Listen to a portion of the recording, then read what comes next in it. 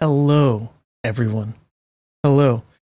I don't know if that spin reveal worked, in all honesty, because I had to hide behind the chair. Let's do it again. I don't know if it worked. Here we go. Here we go.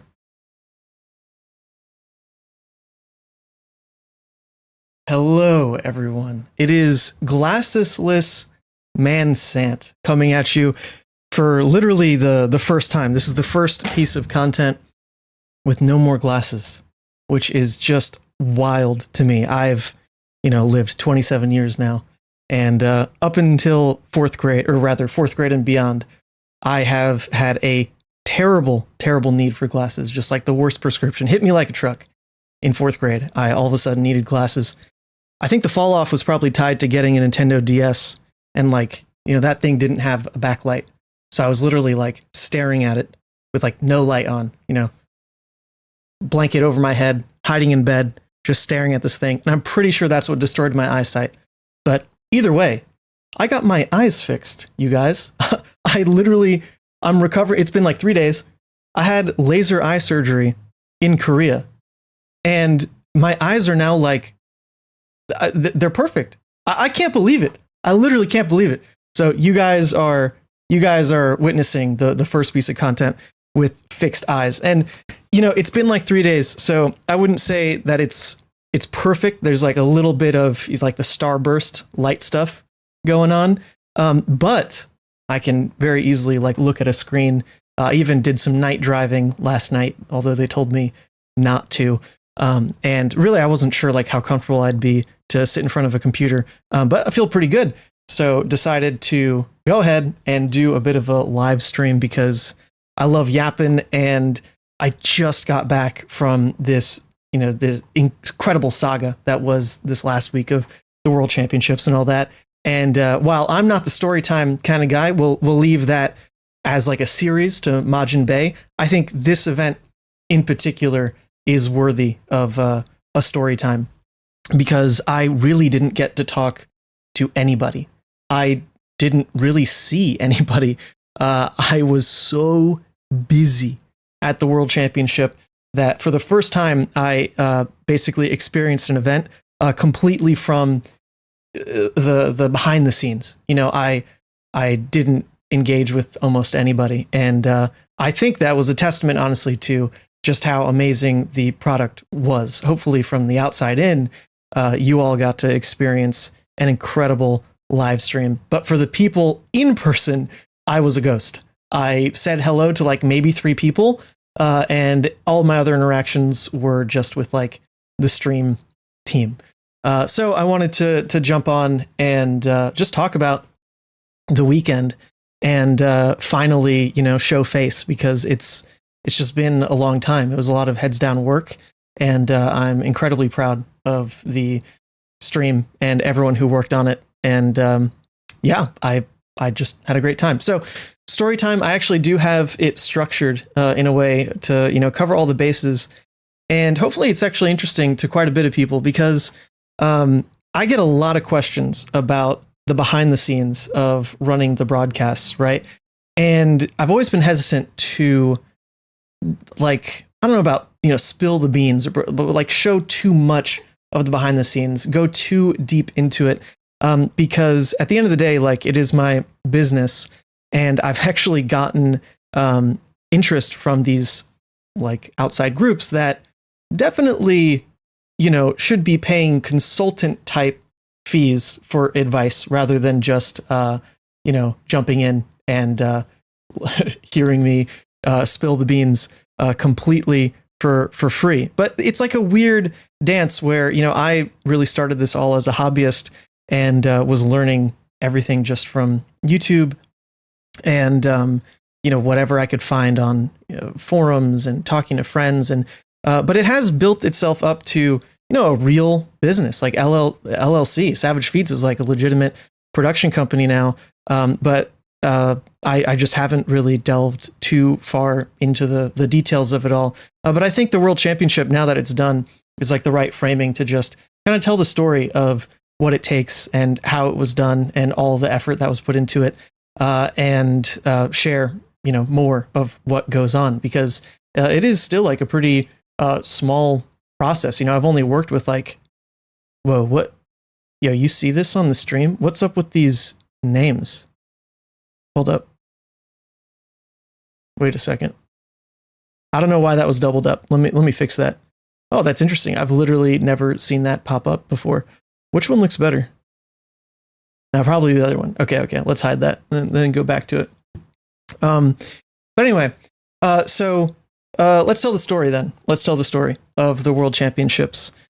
So it all starts, right? It all starts with the kind of discussion phase with LSS of, their intent for the broadcast, and we start hashing out, what the contract's going to look like, how much of a team do I need to hire versus like what they are going to provide, yada yada. And so that whole process starts maybe like a couple months out from the World Championship itself. And this is obviously like a huge deal from my perspective, just as a fan, and of course from like the Savage Feats perspective, because at this point we'd streamed 2 Pro Tours, a bunch of callings, US Nationals, done a bunch of stuff like solo, but had never done Worlds. Like Worlds is still, only been done 3 times before in all of Flesh and Blood history. And the first time was San Jose with CFB, and the second time was in Barcelona with Tabletop 24. And so this was going to be the third time, and that means it means a lot for the whole year of Flesh and Blood as an OP, as a game. This is the pinnacle of competitive play, and to be requested, to be asked to like provide this for them is like incredibly humbling. And I couldn't believe it, honestly. I felt pretty comfortable working like the calling circuit, even like US Nationals, the Pro Tour and all that. Worlds is a different beast. It is a different beast, especially like from my position of being so obsessed with the game. Worlds is the highest you can go. And I don't get to engage much as a player, but I get to engage as a streamer, broadcaster. So like, this is it. I really felt like I did it. This is like 2 years of Savage Feats history, and we were asked to stream the World Championships. So me and Nathan were over the moon. Not Nathan who's in chat, not Nathan Crawford, but Nathan Dolman, my business partner in Savage Feats. And so when we were first approached about this, we just couldn't believe it. And we knew that, we had to go above and beyond to make this broadcast the best we'd ever done, the best that Flesh and Blood's ever seen. And that's pretty ambitious, because Flesh and Blood's had like a lot of good tournament coverage up until this point. I think the game's been like really lucky to have the community support that it has, to have guys like Tabletop 24, to have guys like AGE, to have like Esmond, to really rally and put on the coverage that they do. Even like their in-house guys, Alex, the live streams that he's running from the office are just incredible. So like Savage Feats has a really strong footprint on the coverage space, but there's still this like upper echelon of, when you look at Pokemon, when you look at Magic, they obviously deal with like $1 million budgets to put on their shows. And we just don't have that. LSS doesn't have that. Savage Feats doesn't have that. I personally don't have that, unfortunately. But yet Nathan and I, we knew from the beginning that we wanted to basically fly as close to the sun as possible in this regard, like really push the limit of what we could do with our budget, with like our tech capacity, with like our manpower, to get the World's coverage going. And so this whole process started a couple months in advance, right? We were working on other broadcasts at the time, but we're having meetings, we're talking back and forth, trying to figure out what can we do to level up Savage Feats coverage for the World's stage. And it really came down to like a couple things, which from the viewer experience, I don't really know if you could tell, but the main things that we tried to tackle to really level up what we'd done prior going into Worlds was namely not have a feature match and a backup match, but to have 2 feature matches and like completely match them quality-wise 1-to-1, where the viewer shouldn't really be able to tell if they're watching table 1 or table 2. We're never going to call something the backup table. We're instead just going to experience like as many games as possible, whatever fits the schedule. And to present it 1-to-1 is actually something that is not really done. Like even in Pokemon, they have that one feature match, and of course it looks incredible. It's like on that center stage. And like Magic, when they show their backup games, there's no like hand cams or face cams. It's like just the overhead. It's like a bit different to follow.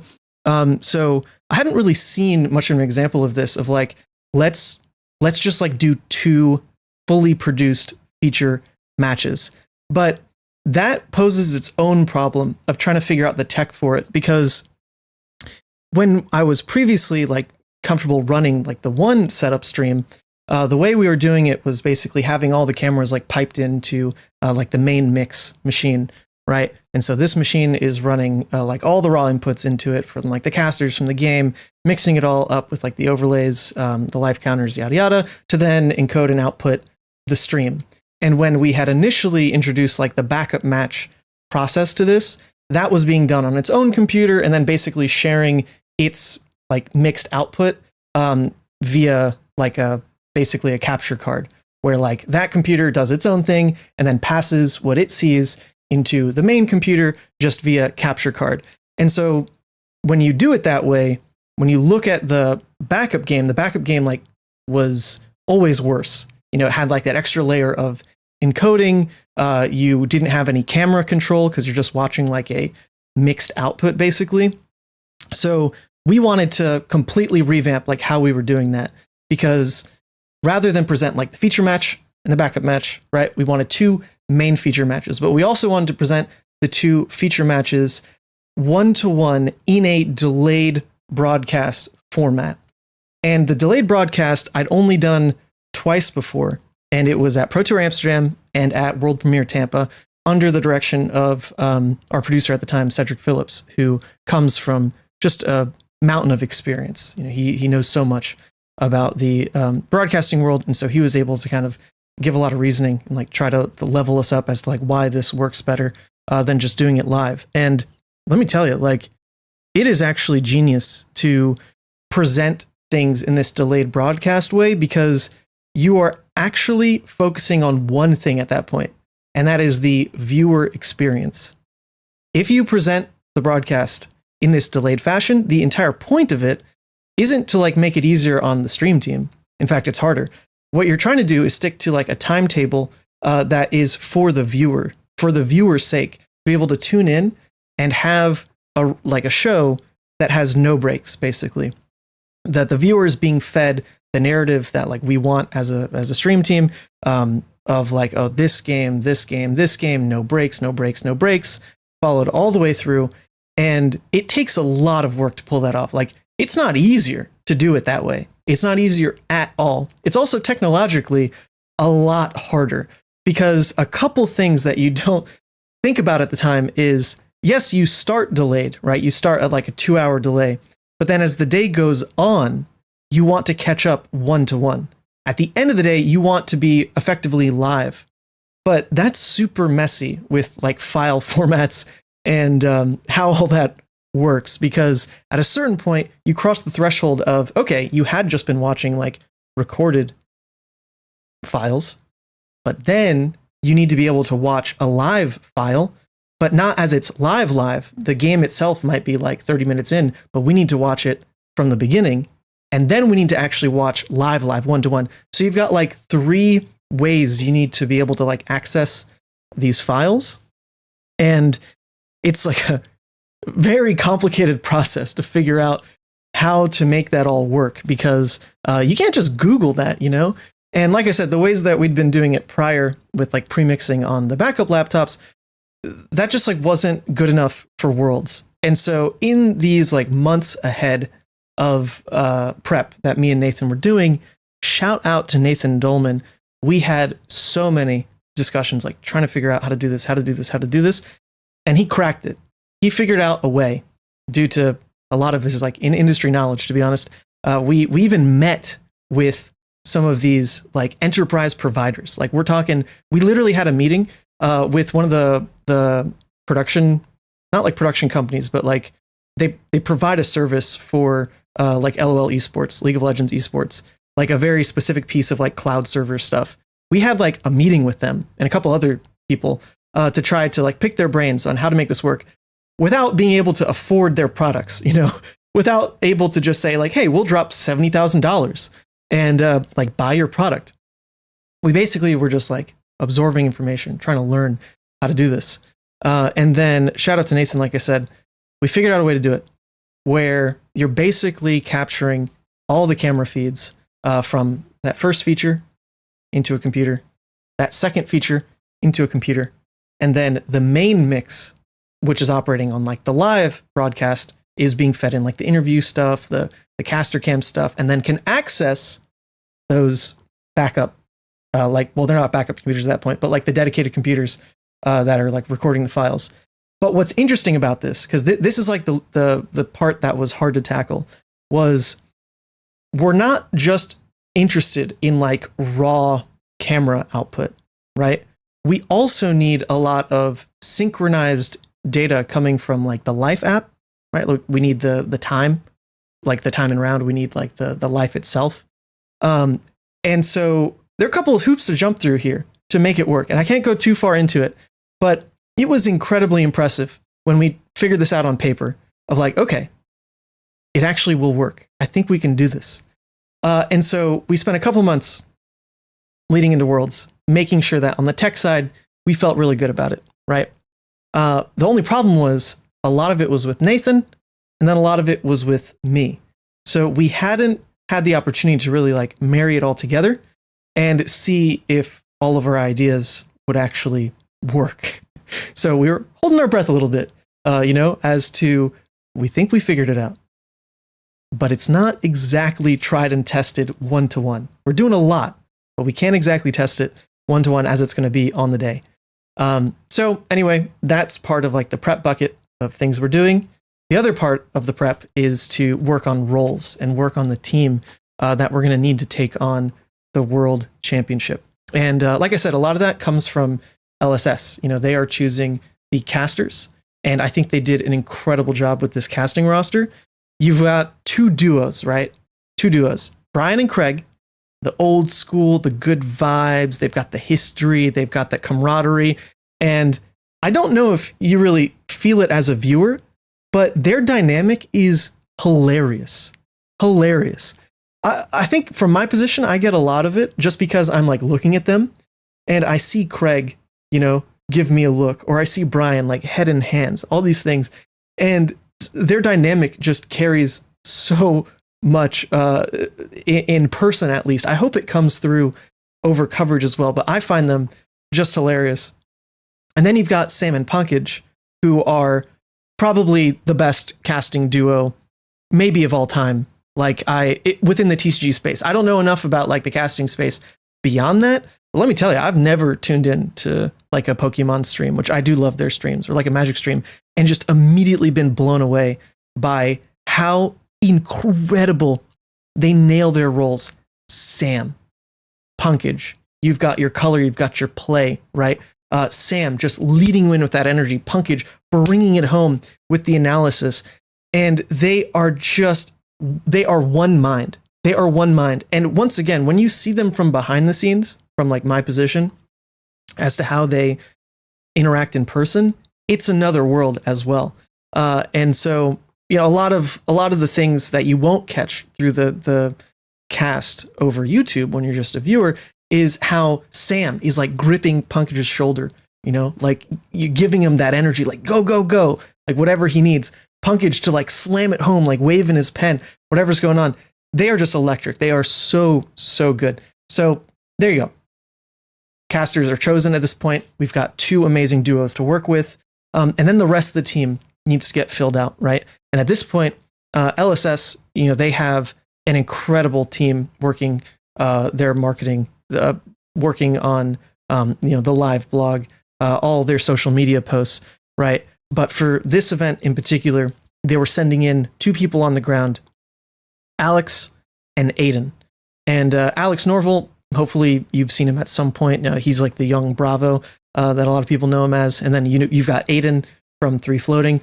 Both of them basically came in as videographers for this event, not only to capture a lot of like recap videos for social media use and stuff, but also to work hand in hand with the stream to do a lot of basically live editing of run to the floor, capture, video, ship it back as like these transition pieces, blah, blah, blah. All the stuff you need to really make the coverage feel like a really high production quality, right? To elevate the production level, where you've got not just like, oh, this is a pre-rendered thing from like last event. Let's just play the ad. No, these are like live edits coming from the floor. And so Alex and Aiden, the two of them in this like videographer role, I don't even know what it's like officially called. I put them in like the stream credits as videographers. But they are so talented, so incredible. So you've got the team kind of forming, right? And then of course it's me and Nathan. And from the like production role, I still haven't completely ironed out how big the team needs to be. It's incredibly functional with two people that crush their roles and know exactly where those roles and responsibilities lie. And that was a big thing leading into this event as well. Nathan had only worked on the ground a couple events with me. He did like Battle Hardened Portland, and he did Calling Tampa.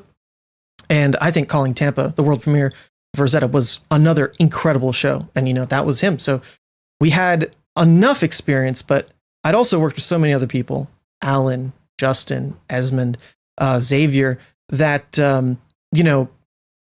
the perfect role was still needed to be crafted, right? I'd worked with a lot of other people and kind of figured out, okay, like here's what they can do better. Here's what I can do better. But we hadn't really sat down and said, and like delineated, this is what the technical director does. This is what the producer does. And so up until recently, when like Cedric came in as the producer for Pro Tour Amsterdam, for example, it really was like kind of made up, like I was calling myself the producer, but wasn't entirely sure, like, is that the title? Is it not? Until, like I said, Cedric, with all of his experience, was able to kind of like talk us through a lot of this. So that all of a sudden became another part of the prep of the show is let's hammer out exactly what Nathan Dolman is doing as the producer versus what I am doing as the technical director. And we don't want almost any crossover. We want to have very clear-cut definitions of this is what you're going to own, this is what I'm going to own. You're going to own this because you can do it better. I'm going to own this because I can do it better. And basically how that ended up working was really a lot in part to this delayed broadcast, where you've got someone who needs to work on the live side of things, who needs to be able to work with like the judge staff, the players themselves, who's taking in all the data of how long are these games? Was it a draw? Was it a weird judge call? What's going on with the delays? Because the live tournament might have these things go on, like a really long time extension or whatever it is. They're working with the live show. And then the technical director is working on the delayed show. And so the crosstalk needs to be perfect, where you're being communicated by via the director, or via the producer rather, of here's the game plan. Here's the producer is saying, this is what I've captured. These are all the games that we've got. Here's how we're going to present it. Here's like the ads we're going to hit and everything like that. And then the technical director like executes and like coordinates all that through to the casters. That's basically how we ran the show. But once again, this is all happening in like that prep phase where we haven't really like tried and tested it yet. But that's the theory of how we're going to do it. We had a lot of meetings about this, and we felt pretty good, right? We felt pretty good. You kind of just have to find out what happens on the day of. So with all that aside, with all the meetings with the casters, getting them ready with the caster like prep doc, sorting out the goals of the event from like a marketing perspective, from like the production perspective, figuring out some of the storylines we want to introduce, some of the like what we can and can't do on coverage, what's going to be a limitation due to the venue or the structure of the event, like yada yada. Figuring all that out, right, happens in the prep process for an event. You don't want to leave any of that till last minute. So we had, obviously it's Worlds, a pretty extensive schedule to make sure that was all sorted out. Getting assets handed over, all these things, right? Then it actually comes to Worlds itself. And this one, I actually get a lot of questions very specifically over the travel portion of what it takes to fly around with the events and all that. Because if you've ever seen me, I definitely try to package it all up as compactly as possible. You know, a lot of that is just because the travel itself is just like me flying around with the bags. So I want to make sure that it's easier. But it's also, you know, cost effective. Like, why pay for 20 bags if you can get it to 2, right?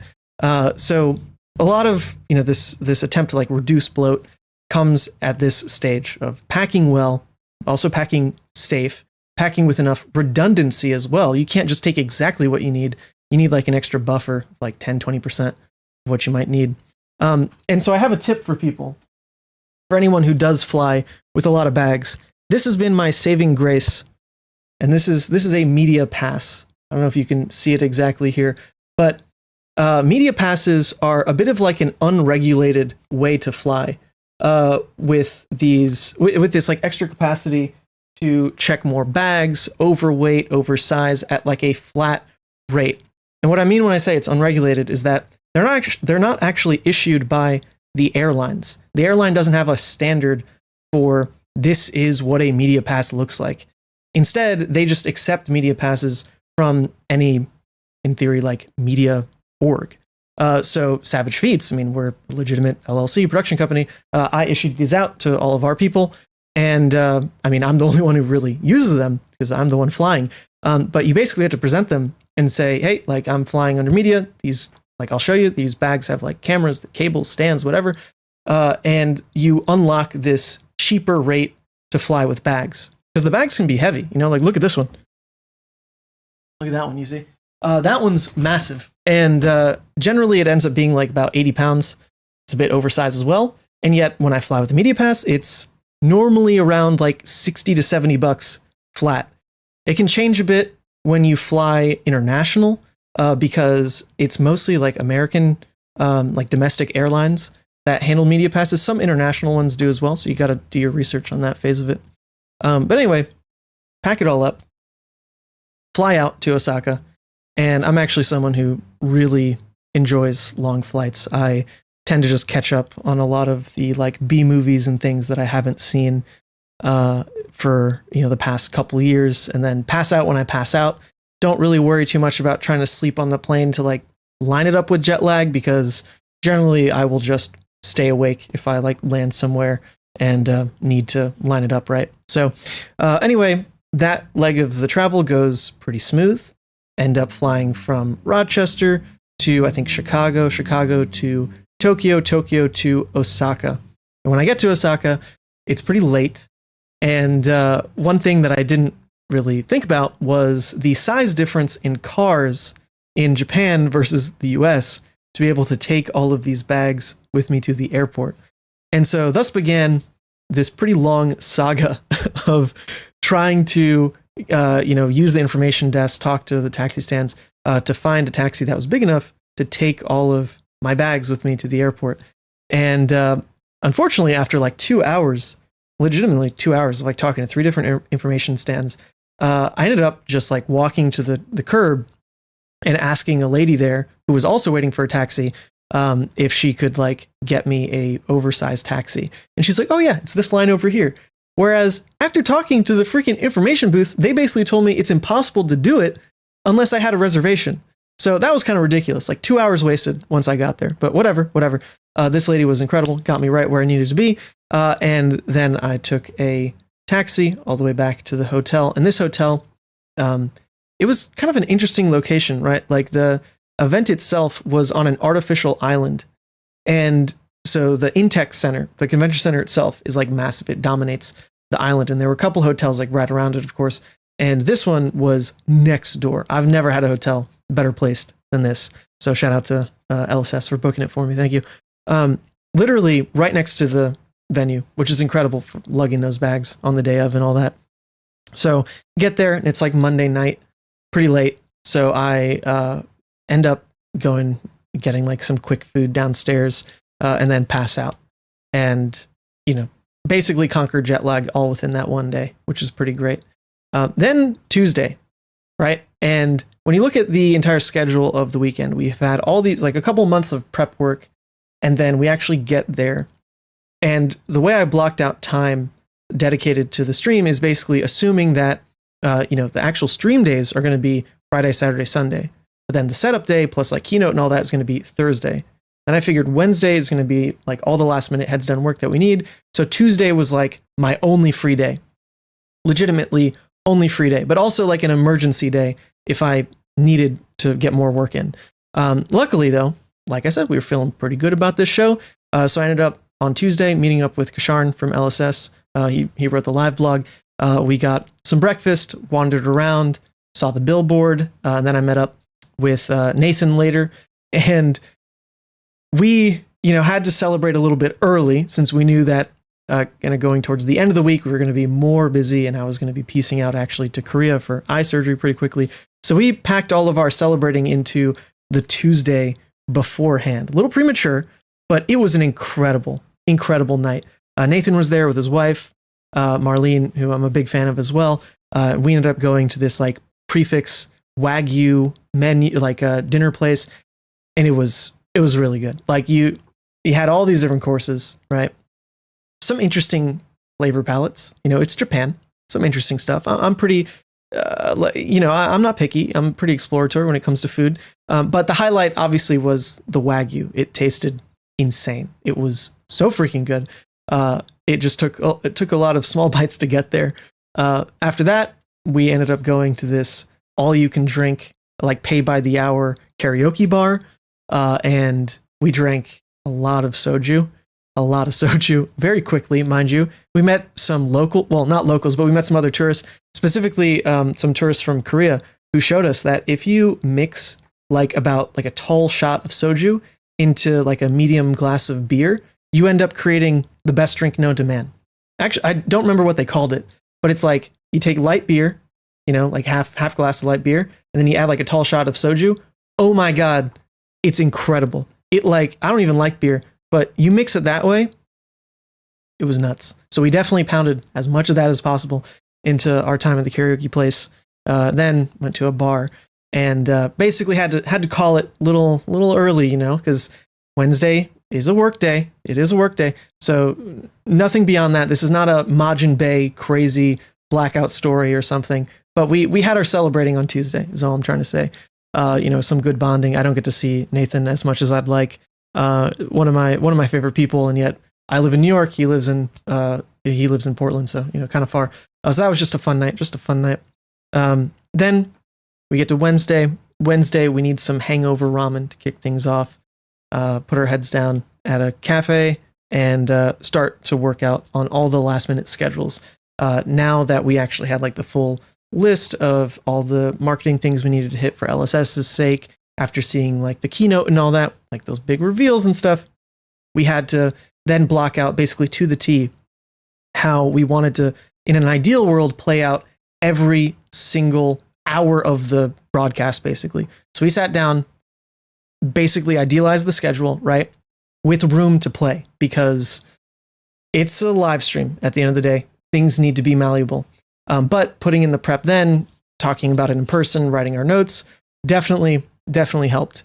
So that was basically Wednesday. I feel like more happened on Wednesday, but when I was going back and writing notes about this weekend, I cannot remember what else happened on Wednesday. I think I was like so in my head about, the upcoming work and kind of the stress of it all, not in like a bad kind of stressful way, but more so that, it's like anticipation. It's not so much stress, right? It's anticipation. Like, we are about to stream the World Championship. We are about to start. No, cat, go that way. We are about to start basically 4 days of like 16-hour work days. This is about to be a ton of work. So the rest of Wednesday was basically just some relaxing, getting into the headspace, ready for this. Then comes Thursday. And Thursday has a lot going on. There's the World Cup, there's the judge conference, there's the setup itself. So we get to the venue as early as we can, ran into a couple Team Cup people, gave a lot of hugs, saw Brody. For example, Brody, who's sporting a goatee these days. Kind of interesting. So then end up at the venue itself, and they're still like in the midst of setup, right? And Japan takes it super serious. Everyone had like a hard hat on. They had like blocked off areas where, we even as like LSS representatives, as like Gearful representatives weren't allowed to go yet, yada, yada. We find our back corner and figure out that we are actually just in like the most ideal location. It was kind of awesome. I didn't quite catch this when we saw like the layout of the place, but we were in the back corner right next to the food, as well as being kind of towards the end of the heavily trafficked like artist alley. So we're like at the end of it rather than people needing to walk past us. And then we're also right next to table 1. So when the casters have their downtime, they can run out and like see the top tables really easily. So shout out to like Trevor from OP, shout out to Gearful and all that for like really putting us in the most thoughtful area they could. A lot of times it kind of feels like we're, the coverage booth is like a bit of an afterthought of like, where are we going to put them that's like not in the way, right? And sometimes that just, it has to be that way. But this is Worlds, and you could tell that from like the planning perspective, there had actually been like a lot of thought in making this very presentable, like even from the in-person experience. So we spent a lot of that Thursday also changing the layout slightly to make it more of, it's not like a stage. We don't have like raised platforms or anything like at the SCG cons to make it more of a viewing area, but we still like took down an extra wall. We took down the tent. We added like the backdrops, put in like some fencing with the entire idea being, we want people in person to also be able to experience the feature games basically, because it's most likely, the top tables. So if you were at Worlds, hopefully you did enjoy the in-person experience as well. There were definitely tons of people watching nonstop, which was great to see.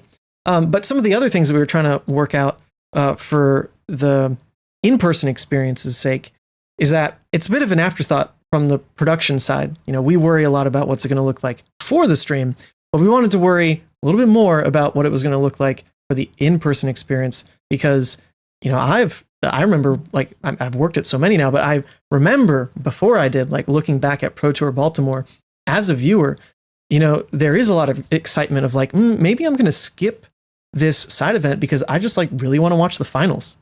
People do make choices like that. So we were trying to think, Nathan and I, about what we could do to make it a little bit more like not even enticing, but rather show that we appreciate those who were watching the games in person because it's a choice. Like you're sacrificing your time to like go and watch it in person. And the way we decided to solve that, I thought was like kind of cute.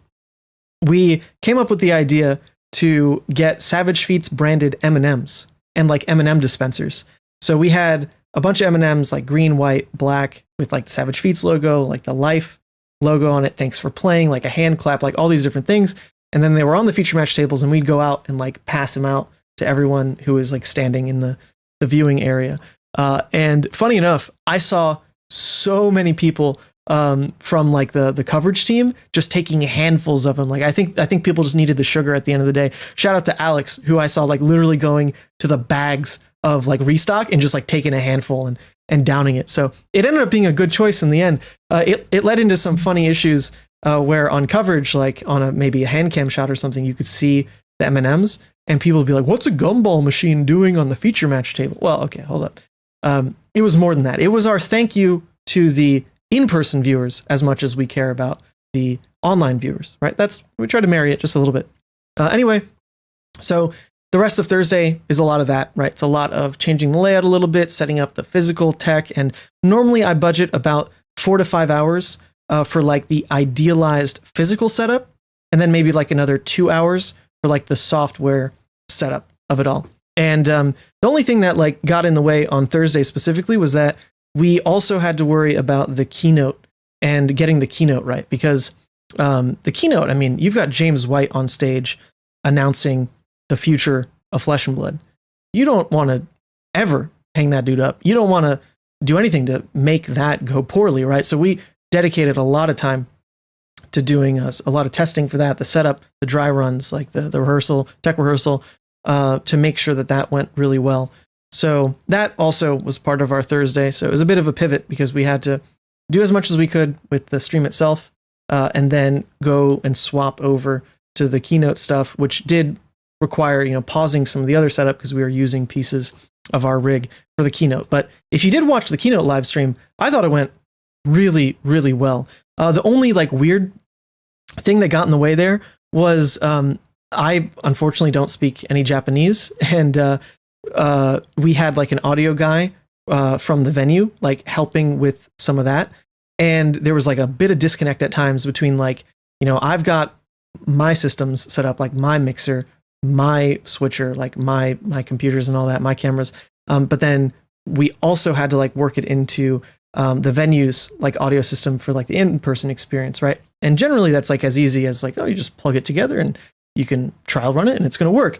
But this dude was like an expert. The Japanese guy who was running the audio stuff, absolute audio wizard. So he cared a lot more. He cared a lot more about very specific things that like even I couldn't hear.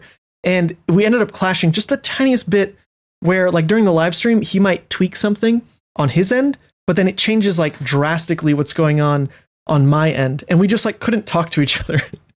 So that was kind of unfortunate. But I think in the end, it still ended up being great. Like if you watched the live stream of the keynote, it went really well.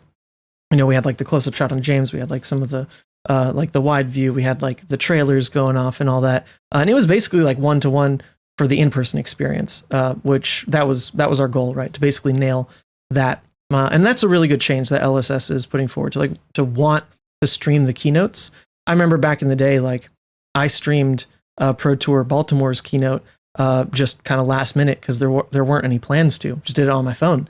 And now, we're actually, it's part of the contract. Like we're dedicating time and effort to getting it right. And I think it was great.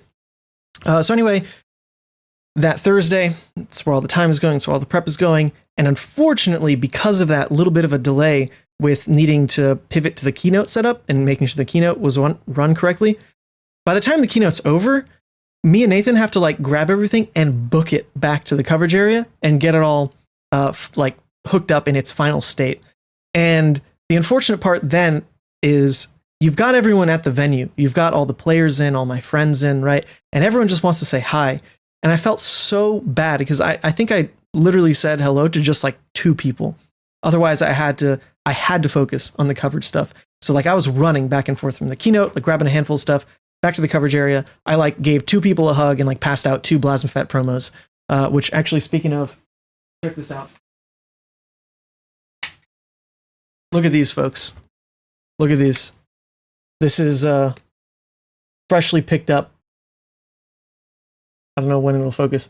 Freshly picked up. Look at these cold foil Blasmafet promos. Here's on the Patreon right now. By the way, I'm starting shipping this week. They are insanely sick. I just got them in person. They are better than the Might and Agility by a mile. You see some of that cold foiling? Oh my God. Anyway, gentle plug for that. Shipping is starting soon. Anyway, so we get back to the coverage booth. Everything's all plugged in. And we feel really good. All the prep that we'd been doing is finally working out. And, marrying all of like Nathan's tech stuff into my tech stuff, going through the game plan, it all looks ready to go. We are locked in. All the prep has been done perfectly. We're as ready as we could ever be for Friday. Or so we think, right? We go to bed after basically staying so late at the venue that they like literally had to kick us out. We're there till like 10 basically.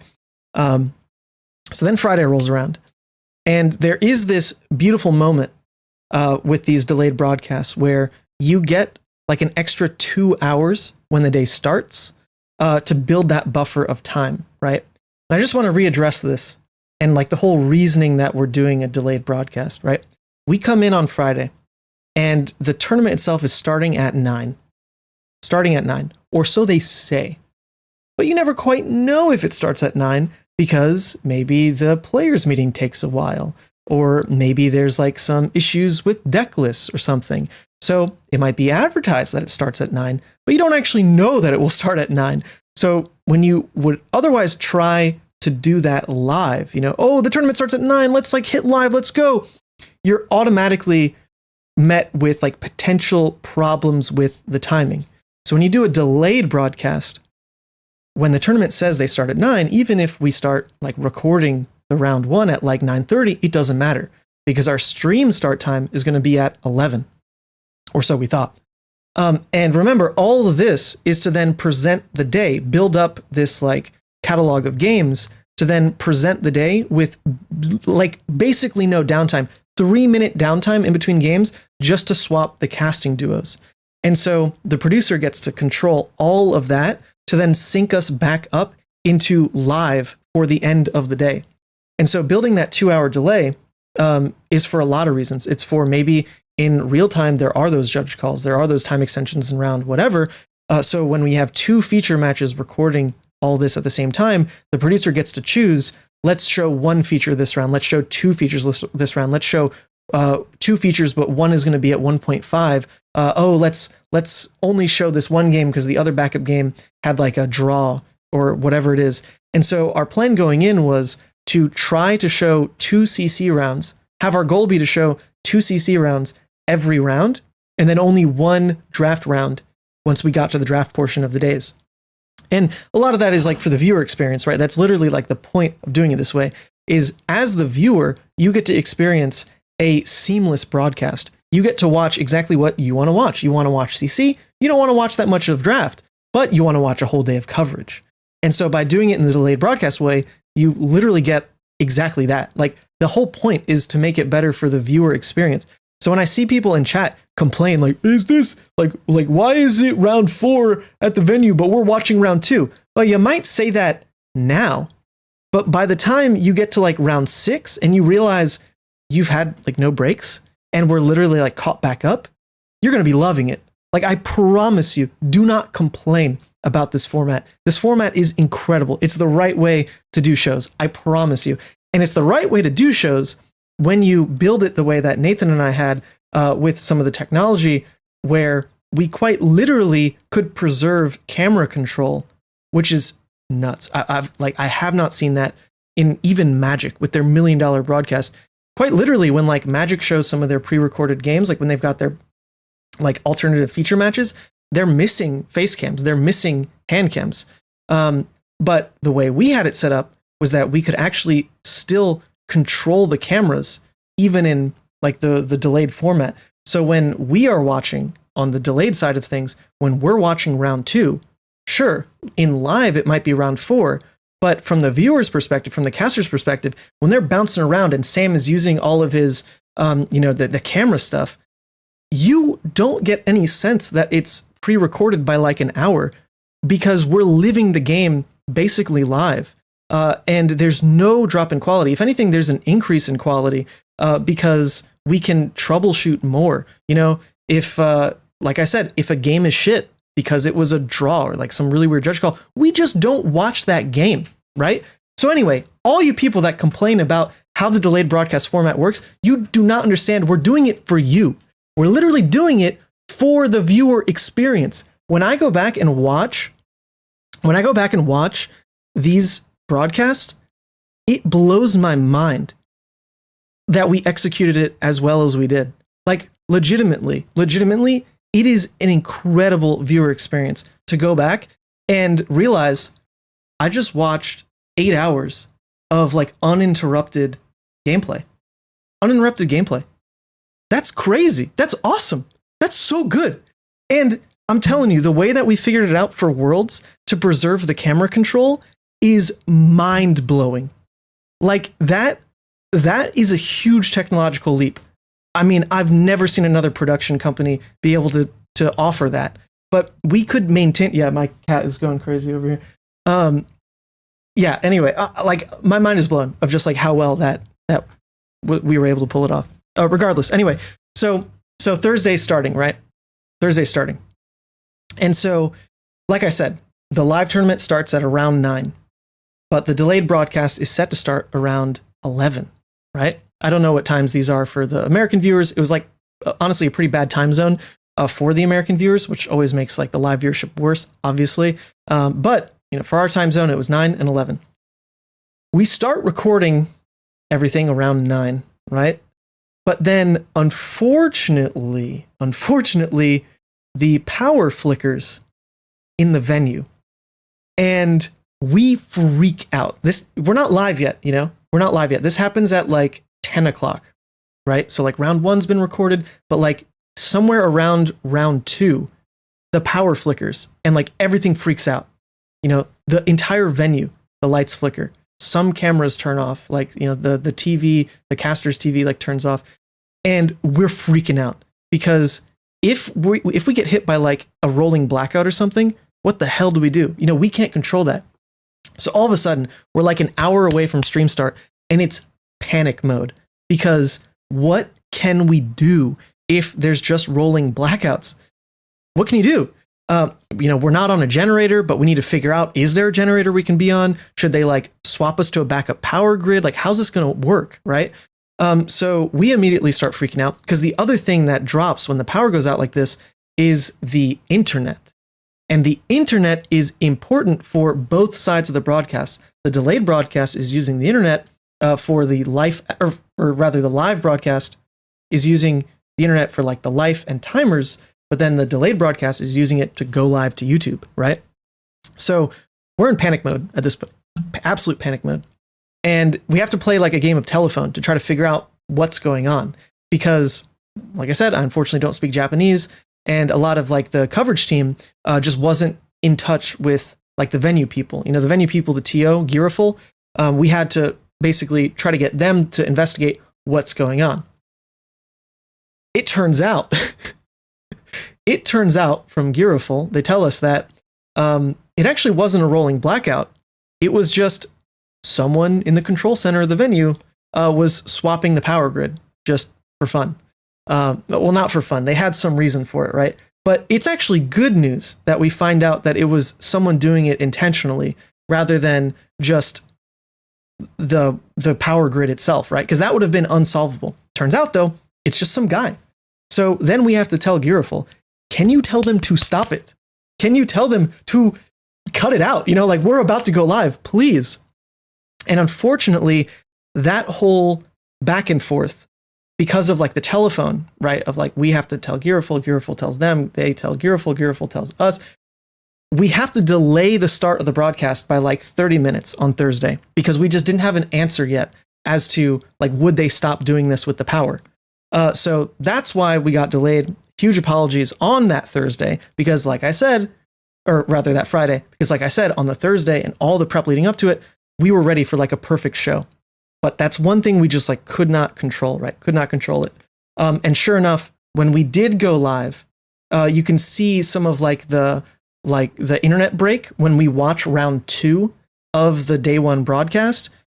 Like the live doesn't work and like they have to pull out a phone to finish like the live tracking. And I do hugely apologize for that. But that's where like the desync happens, right? Where in the live time, we were recording round 2 when the broadcast broke, the internet broke. So then when we watch round 2 later, when the internet's actually totally fine, it still looks like it broke. So apologies, like huge apologies. That was like a big disruption on viewer experience. And it was also Ellie on stream. So I felt terrible about that. But that's the literally like one issue that we really ran into. And it was something we could not control. Actually, that's not true. The other thing we could not control, and this is really just a day 1 thing, is we didn't have the metadata until the live broadcast was about in round 4, right? When we showed the metadata to the stream, it was like end of round 1 or like round 2. It was very early in the day when we had that data and we're like, hey, look, this is the meta breakdown. However, for when we got it on the live side of things, we didn't get it for so long because there was no online submission form. It was actually all done with paper deck lists, that we were not able to choose early matches based on hero. We chose early matches completely based on player names because that's all we had access to.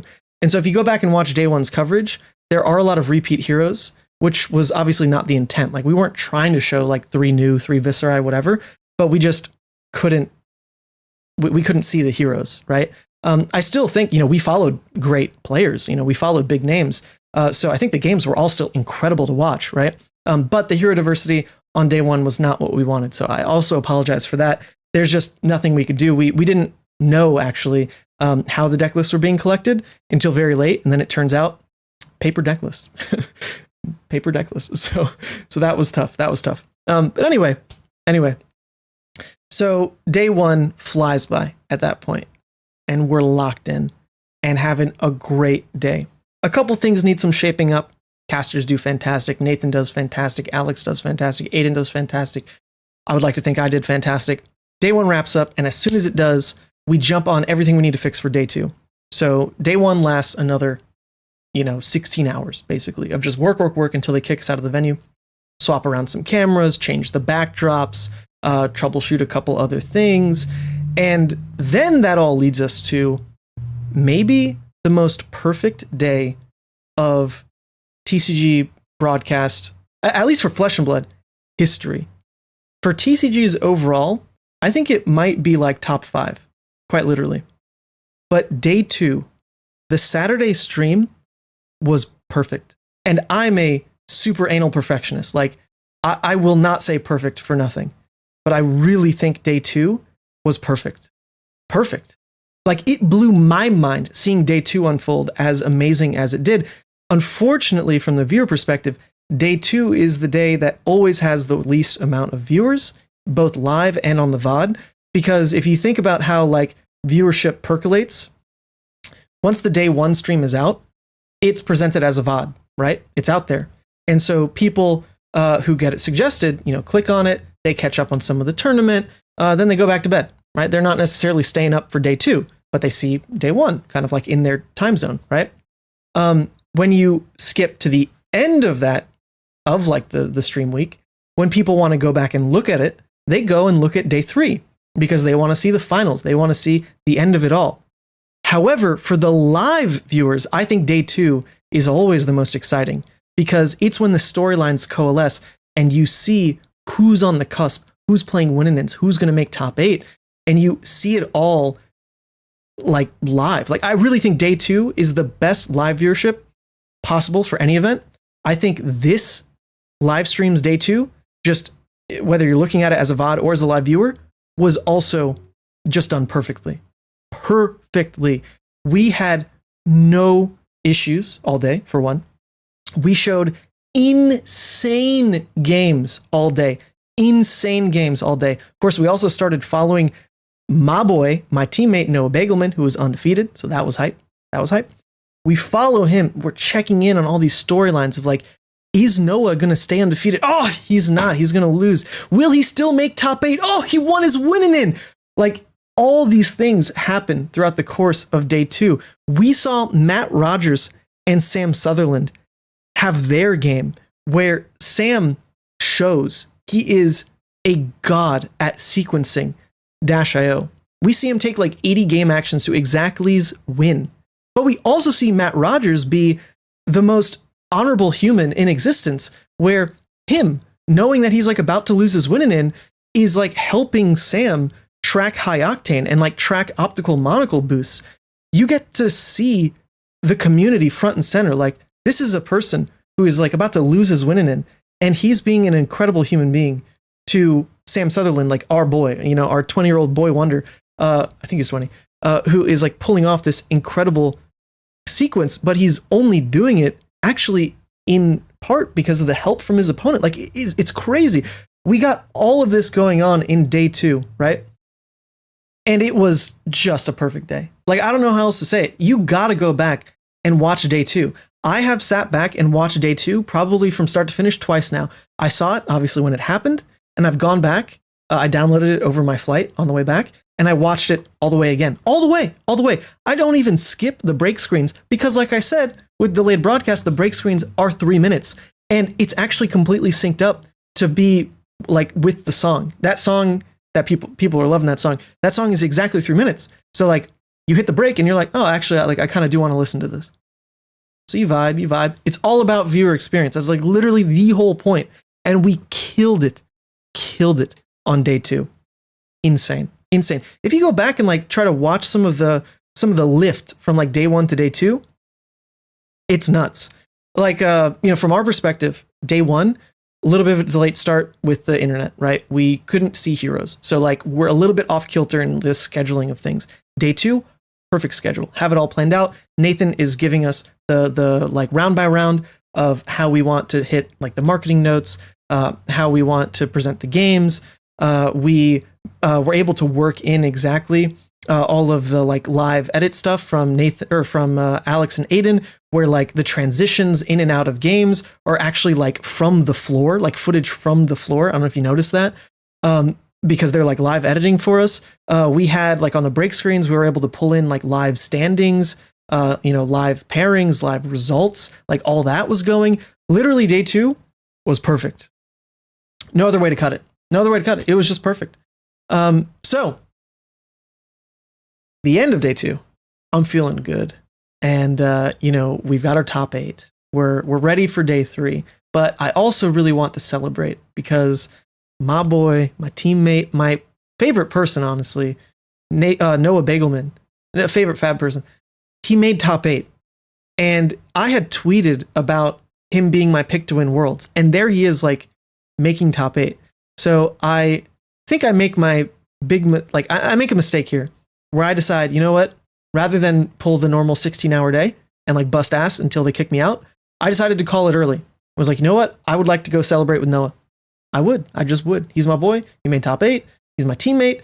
So I peace out and neglect to do probably that extra like hour of prep that was really needed for day 3, right? And we'll get to that in a second. But I end up meeting up with the team for dinner. We go to this like all you can eat crab place. And honestly, the crab wasn't even the highlight. They had this chef who was blowtorching meat on a salt rock, like literally a giant salt, like a singular, how do you say that? A singular salt, like a grain of salt, but it was giant, right? And there was a chef laying out meat and then like blowtorching it.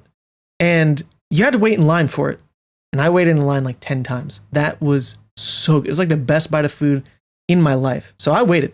I would stand there, get bite after bite after bite, ate a bunch of crab, hung out with the team, talked with everyone's strategies about, what they're doing in the calling, or like Noah making top 8. What was he going to do? Salt block. There we go. Thank you. And so it just ended up being like a night to celebrate, a night to really lock in like as a player. And like I said, it was a little bit at a sacrifice to the prep that should have been done for day 3, because I go to bed, wake up early for day 3, and it turns out, holy crap, day 3 is actually a lot. There's a lot to do because the main thing is that we're not working on the delay anymore. Day 3 is like live. Well, it's like 5 minutes behind because we wanted enough buffer to like skip judge calls and stuff, which we did do actually quite a bit. So that was a good call. But what I kind of forgot about is my normal morning routine of like showing up 6:30 and like having that window up until 11 to like get it ready. We didn't really have that window. We had to start at 9, like start at 9. And we hadn't really trial ran how we were going to make the transition of some of the like the delayed stuff into live. Like working on the interviews, we had a lot of those running day 2. Now we're going to be watching those interviews live. We also had all the handoffs of like the video assets happen, a little bit delayed on day 2. Now we're going to be doing all that live. So I feel like we probably needed like another hour or 2 hours of just running things that way, or like talking about it, making sure that we were locked in on that difference in production on day 3. And all that's to say is the only like rocky bit of day 3 was like round 1. All of me agonizing over the little bit of misstep here in not planning correctly was only at the sacrifice of like round 1 of day 3, because by round 2, Nathan had the plan in order, Casters had the plan in order, Alex had the plan in order, I had the plan in order, literally by round 2. It's just a little bit irresponsible that I didn't have it kind of ready for round 1. So once again, that is my bad.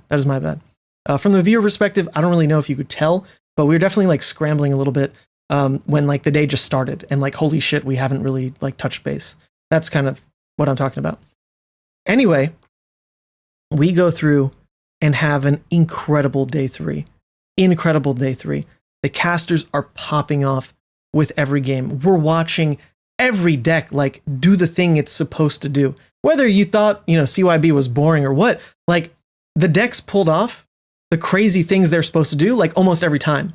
I want to specifically highlight Sam versus Michael Hamilton. That game changed my life. That quarterfinals where Sam Sutherland is in a doomed position basically every turn after turn. Every turn where he's like, please for the love of God, Michael, don't have it. Michael had it. Please for the love of God, Michael, give me a break. Michael didn't give him a break. All this stuff is just like amounting into what looks like a instant loss for Sam. All of a sudden, thanks to Sam's patience, thanks to how he's playing setup and IPing himself, thanks to how he understands like his own resources in deck after losing so many power cards, boosting away, like high octane, system reset, like all this stuff going, he crafts and Xaxes lethal into Michael Hamilton. And it is an insane game. That game changed my life. I from the perspective of like a doomer, turned into a believer in that game.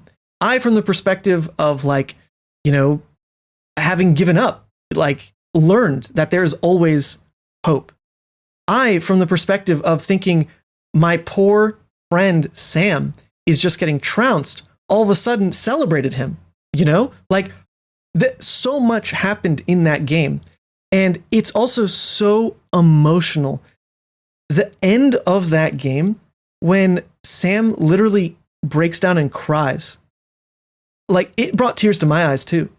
That was why you play games in the flesh and blood. You do not get a game like that. You do not get an experience like that playing on Talishar or, any online emulator. There is not that raw emotion ever present in an online game. And yet we saw it in the flesh and blood in that top 8, and it was beautiful. It was literally picture perfect. It literally like makes me choke up. It was such a great showing for the game, the heroes, for the players. It was a perfect game. Anyway, not to like overshadow like the other games that were going on. They were all great. That one in particular was unbelievable. So the game, the day then shakes out where, we're watching Mercy on this miracle run. Like, oh my God, she came out of nowhere. And unfortunately, I really felt like we did her a disservice by not showing some of her stream games. We'd had her on coverage, I think like once or twice. I'm not entirely sure because I wasn't picking the feature games, but we had her on coverage, but we just hadn't shown those games due to like how we were timing the stream, right? Like sometimes we skipped a feature match here or there. And so we actually never saw Mercy play in Swiss up until the moment where like we wanted to slot in the Mercy games. She was getting these pairings where it's like, oh, she's against someone who's like not live, or like, oh, she's against someone who's like locked. These games from a narrative perspective are not going to be great. So it was weird because like the last 3 rounds of Swiss on day 2 where we were like really trying to show Mercy, all of her pairings were just not good viewer experience. And so we probably should have just shown one anyway, because what the hell, she's like doing fantastic, right? But she made top 8. And so now we get to like watch, thank God, 3 of her games, right? Top 8, top 4, finals. So all this is culminating into the finals where, yes, it was a long game. Yes, it was a long game. But this is where the complaining reached new heights, right? It's Count Your Blessings. It's also like, peak viewership because it's the finals.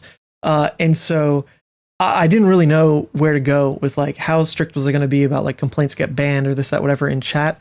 But decided to like let most of it ride. I think the only people I banned were people talking about the election, honestly. And otherwise just kind of like let it run its course.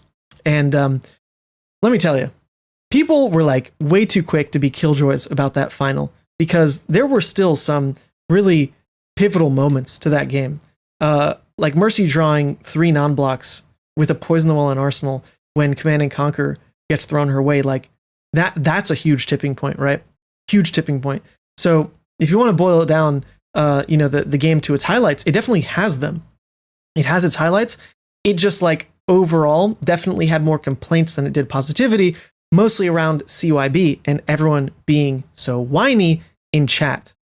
So unfortunately, that kind of marred the end of the live stream. So many people complaining about CYB, instead of just celebrating the incredible live stream that we had. Because as that wrapped, right, that closed the chapter on an incredible show.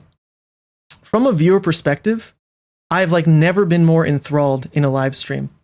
Like I said, I've gone back and watched it twice over now at this point, and it was just so good. Like it's like hard for me to believe even how everyone just crushed it in their role, you know? Nathan and I came in with a vision. Obviously LSS had a vision, you know, the casters have, you know, their goals, and we all came together and put on a great event, like an incredible viewer experience. So if you saw it, truly, thank you for tuning in.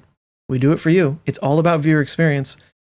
And I think we did it. Like, I think, you know, I try not to be, you know, too, in my head, like egotistic about it, but like, I really think we did an incredible job on Worlds.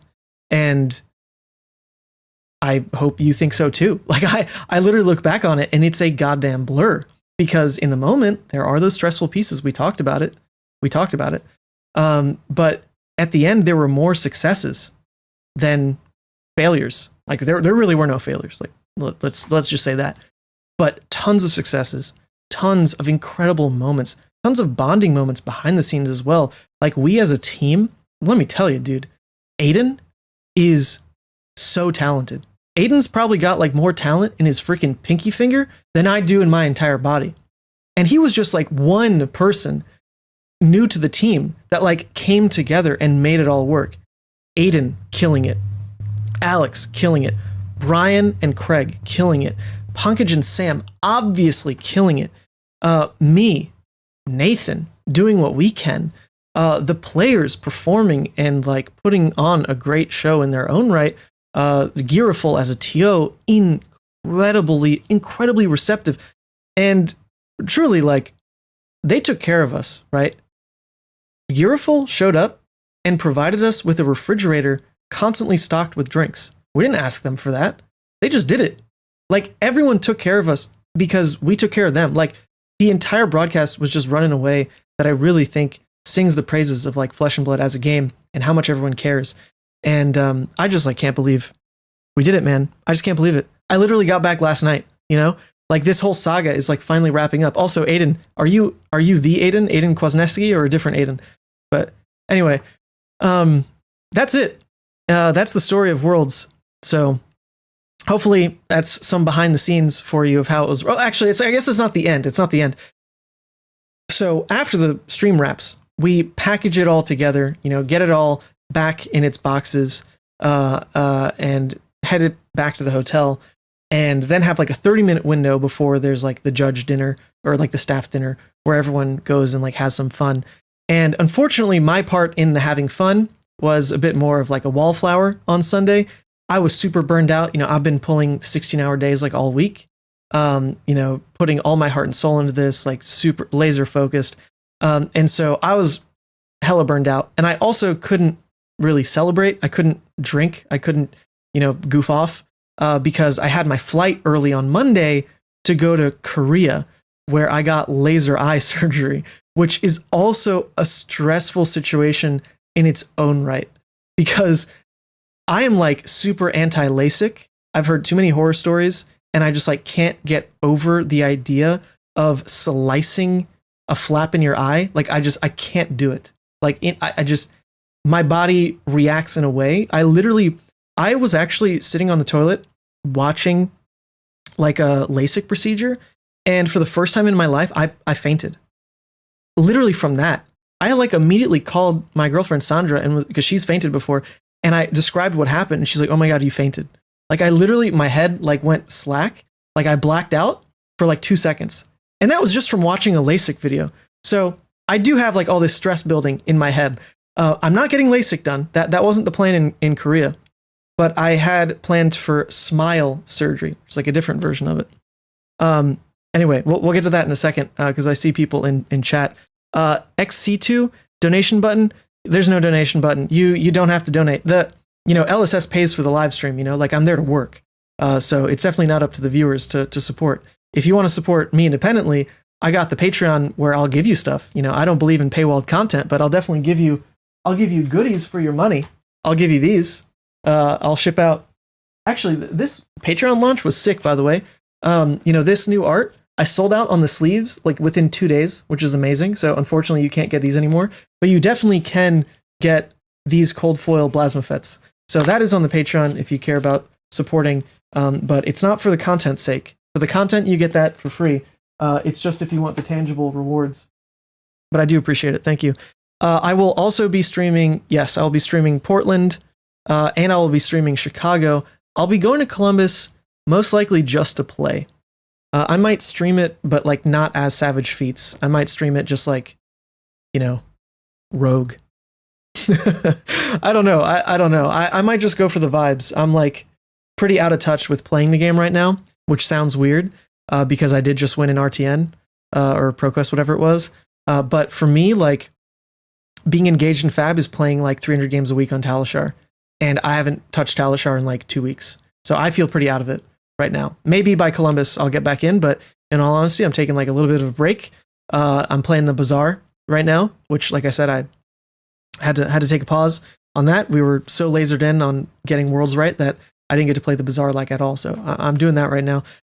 You're traveling 14 hours to both events. Good God, you're driving to, are you like in the middle between Columbus and Portland? Where would that put you? Like Indiana?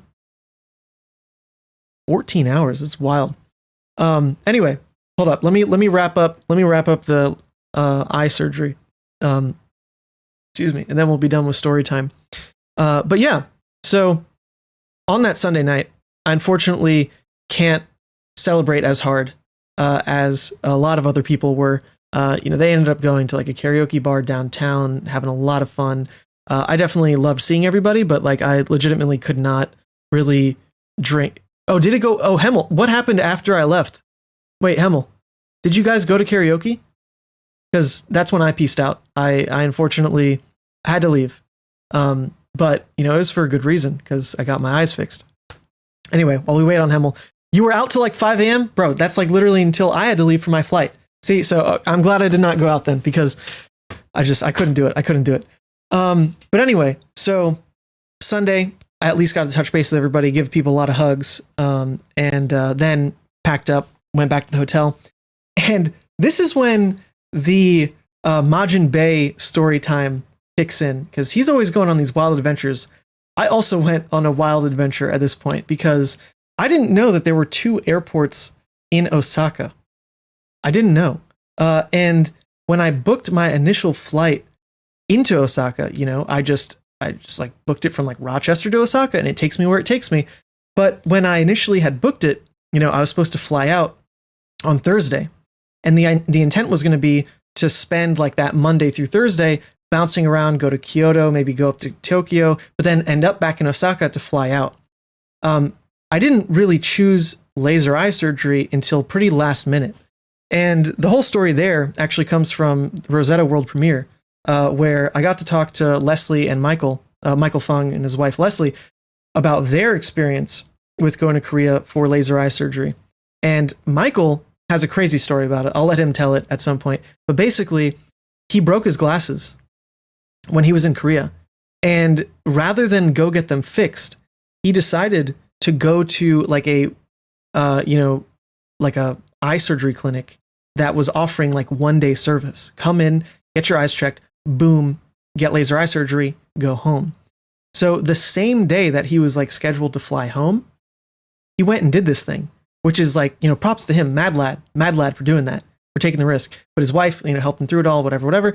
So I'm talking to him about this in Rosetta, or at the Rosetta World Premiere, and he's selling it hardcore. You know, I've got my reservations, like I said, about LASIK, but he got Smile Pro Plus, which is something that if you look it up in the States, it like barely exists. Smile Pro Plus is like a very different, more advanced way of doing laser eye surgery, where instead of like cut a flap in your eye, they like laser part of your cornea and then like pull it out rather than like go too invasive with it.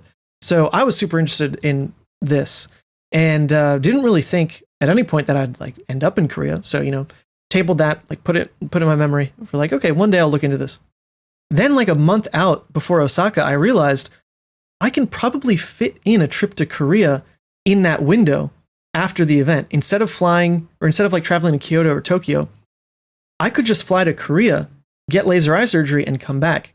If it really is as easy as Michael was telling me, then like this should work, right? So with pretty much no planning, I booked a ticket domestically from like, I think it was like Jeju Air, like some domestic airline, Jeju Air to Seoul, back to Osaka. But what I didn't know was that it was at a different airport than the one I flew into. So anyway, fast forward now back to the Monday, and I asked the hotel to help me book a taxi to get to the airport. And I just tell them an airport. I don't tell them the airport. I'm under the assumption there's only one airport. So I'm like, yeah, I need a taxi to the airport. And I looked it up, and there is a service to like leave your bags.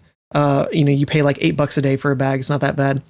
So that was going to be my plan. Go to the airport, pay to leave my bags, and then fly to Seoul, fly back, pick up my bags, stay at the airport hotel, and fly home. That was my plan. I had it like all booked in advance, right?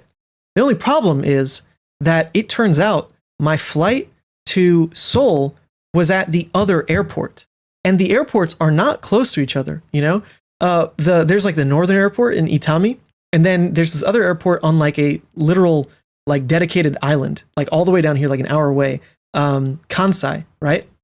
And so when I'm asking the front desk for like, hey, can you book me a taxi to the airport? I don't specify.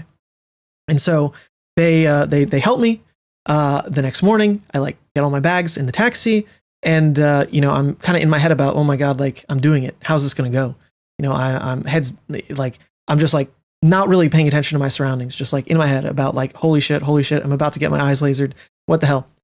We start driving, and I realize that like, I should probably check in. I haven't checked in yet. Let's double check all this. I open my phone, and I realize that my flight to Seoul is at the other airport, Kansai Airport, not Itami. And then I check Google Maps, and sure enough, we're going like the other direction. And the taxi driver doesn't speak English. And so I'm freaking out at this point. And I asked him like, hey, stop, like problem, like need to fix, like trying to do what I can to make him realize. So we pull over, and I show him my phone, and I'm like wrong airport, this one. And so like 30 minutes into the drive, we have to turn around and drive the other way down to Kansai Airport. And I really didn't leave myself a lot of time for this. So we're doing it like just in the nick of time here. End up, thankfully, dropped off at this other airport, but this other airport I've not looked into at all. I had no idea about like their bag services. I don't know if I can leave my bags. I'm tight on time at this point, so I'm scrambling. And turns out, like 4 floors up from where I got dropped off, there is like a baggage service. So I go up with all my bags, and like this is a lot of bags, right? A lot. And so I can like barely see. I'm like teetering on this tiny luggage cart. And the 4th floor is like the international departures. So it's a massive hall, and there's tons of people. And I like cannot wade through all these people especially with that luggage. So I'm being like a dick at this point. Like I just have to get there. So I'm like pushing through, like, excuse me, like, sorry. I get to the drop off point for the bags, and it turns out it's a shipping post, not exactly the bag services like at the other airport had.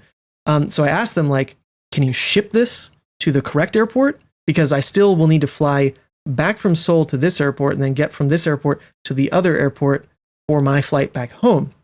And they're like, no, can't do it. Like bags are too big.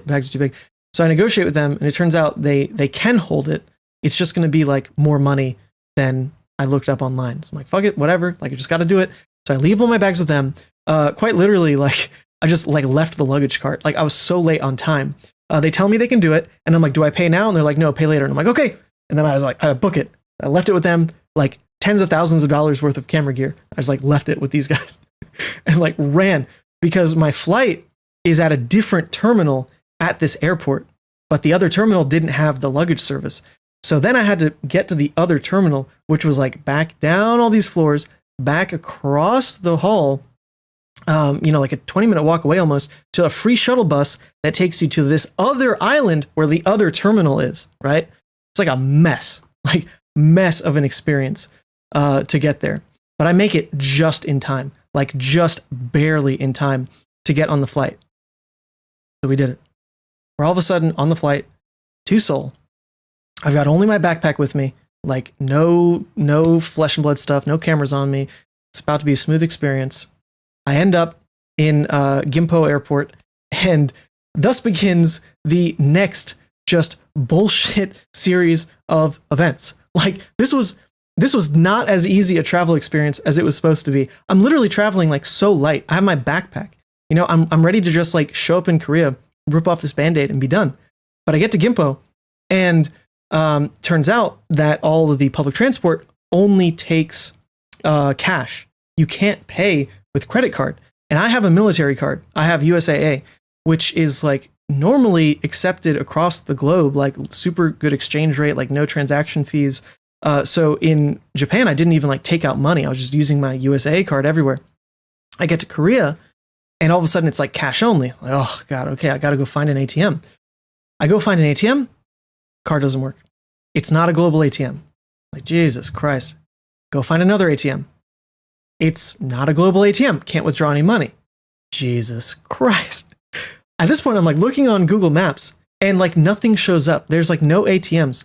So I'm asking like everyone I can, like, where's an ATM? Where's an ATM? And they keep pointing me back to the ones I'd already been to, which I'd been to two. I'd been to like one in the airport. I'd been to one like near the train station, right? And that was already like a 10-minute walk in between the two. And I could not find any other ATMs. And I literally like can't get on the train to my hotel downtown. And so I end up like knocking on the information desk at the train station or the metro station, whatever. And the guy doesn't speak any English, and I don't speak any freaking Korean. And I'm like also really bad at using those translation apps. I don't know what it is, but like I try to like overly compensate and like speak simply. So when I like use the translator apps and like try to be overly simple, they translate terribly. I'm pretty sure if you just like talk into it, it's like, hey man, I tried to use an ATM. I couldn't find any that accepted global stuff. Like, you know, can you let me through? Can I pay with card? Blah, blah, blah. Like whatever I want to say, right? I'm pretty sure if I just like sound like a normal human, the translation apps will work better. Instead, I'm over there like, card does not work. I'm stuck. Can I pay with card? You know, like I'm trying to simplify. And for whatever reason, it just like we're not communicating. Like this shit does not work. And so eventually the guy understands that like I need an ATM. And so he lets me through the gate into the metro where there's another ATM. And I don't pay, you know, I haven't paid yet, but he lets me through. I'm like, okay, thank God. Like there's one more ATM. Let's just see if it works. I go, use my card, doesn't work.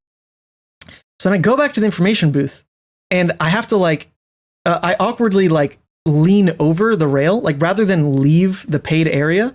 I don't want to leave the paid area just in case, right? So I like lean over the rail and I'm like knocking, and he like, he can't even see me in the window, but I'm like knocking to get his attention around the corner. And he comes back out, like he leaves the booth to come talk to me. And I show him the like failed transaction receipt.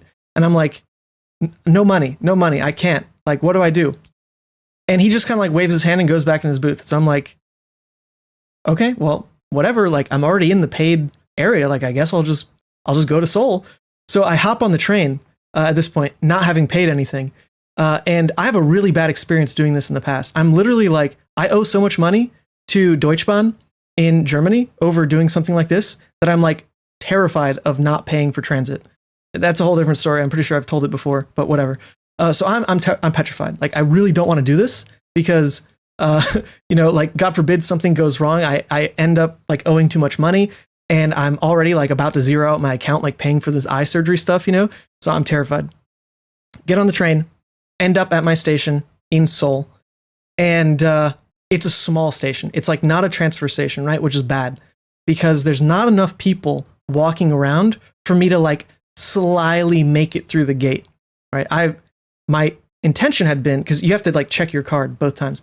My intention had been there's going to be enough people that I could just peace out and not worry about it. Instead, there's like no one at this stop. So I consider like, should I go a stop forward or backward until I like find a better station to like sneak out, or can I just do it? And so I wait around, try not to be too suspicious, and I'm like watching people as they walk through the gates, right? And I notice that there's this old man who just like doesn't give a shit, and he walks right through without paying, like literally like squeezes through the gate. And I look, and it starts beeping, right? And I look around like, is anyone going to do anything? And no one does anything.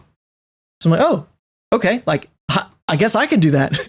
So I literally just follow in his footsteps and walk right through. And it starts beeping, alarms start going off, but nothing happens. No one comes for me. I'm like, okay, sick. I got to get out of here just in case. So I like book it, get outside of the metro station, find my hotel, check in.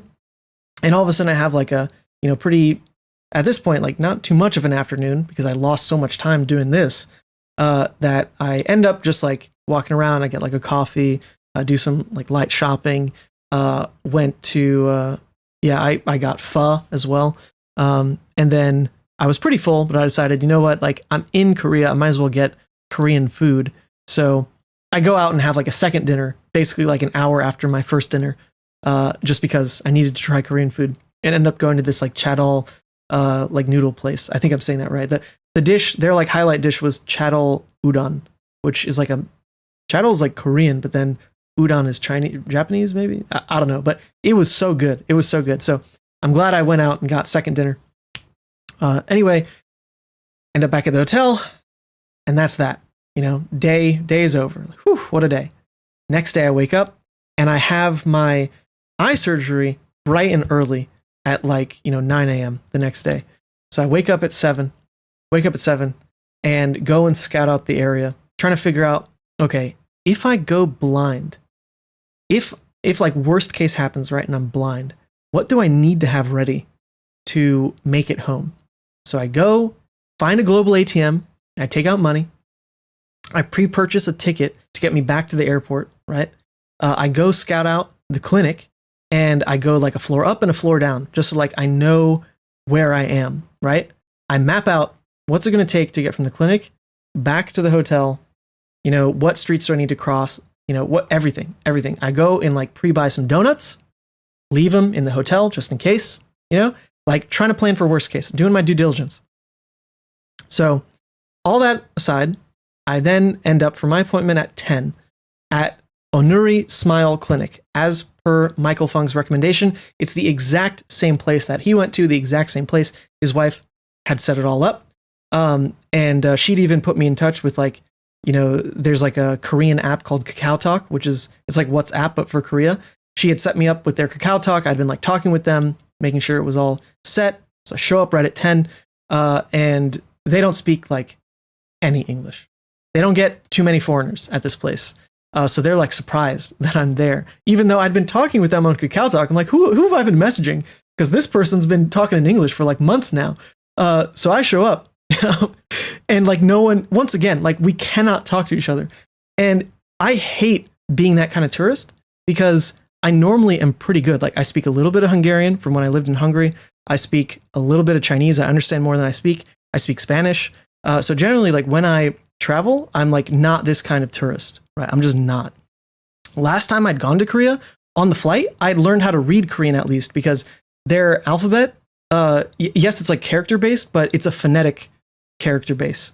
So you can actually read it if you just like learn what every like symbol means, you can read it whether you know what it means or not. So back when I was like, 19, last time I went to Korea, I had learned it on the plane. This time, not so spry. I did not freshen up. I did not know any Korean this time. So I show up at this clinic and we just like literally cannot talk to each other. So I'm just like kind of like, all right, like you guys are about to laser my eyes. I'm like, we can't communicate. Like, I hope this goes well. Like, I'm starting to panic a little bit. And they assure me through translation at this point that there is someone at the clinic who speaks English, and they were going to call her to come in later. She wasn't going to be there for a while, so I kind of just had to like trust them and go along without being able to communicate. I'm like, you know what? That's fine. Like, we're good. So then begins this series of going to like 20 machines in a row. And, I don't have health insurance in the US. I normally don't get like good coverage. Like I don't I don't have like great experiences with doctors in the States. I do like urgent care, right? And yeah, this clinic was so professional. Just every surface polished, the staff so poised and pristine, all the machines like top of the line. So this lady is like leading me through, and even though we can't really talk to each other, every machine is doing these printouts live, basically, of like, okay, put your eyes here, do this, that, whatever. And the only thing she could really say in English, and honestly, it was so endearing. The only thing she could really say in English was blinking. That's it. That's about it. And so I'd put my like chin in, right?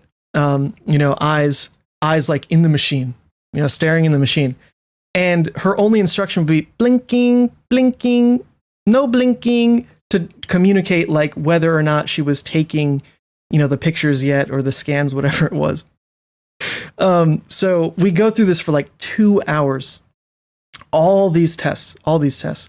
And every time we do a test, there's a printout, and she would show me like what a good eye looked like, what a bad eye looked like, and what my eye looked like. And so luckily it was like easy enough to follow, what everything meant, like where I stood on this range of whether or not I was like good for surgery.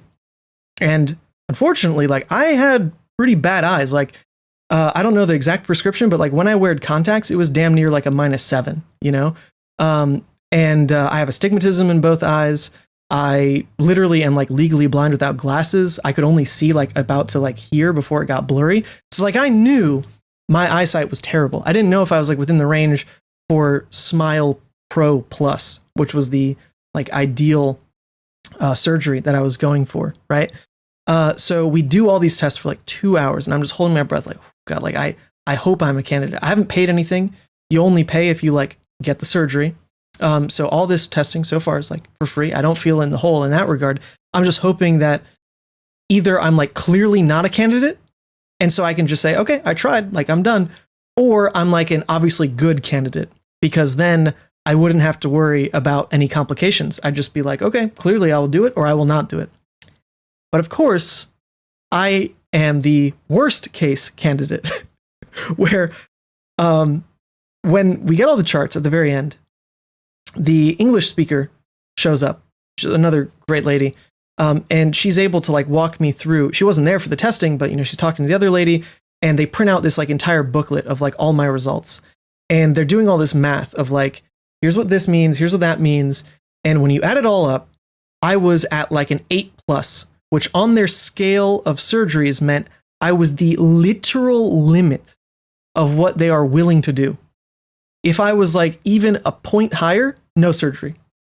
But an ideal candidate is like closer to 4, right? Their scale is like from 0 to 8 or something like that.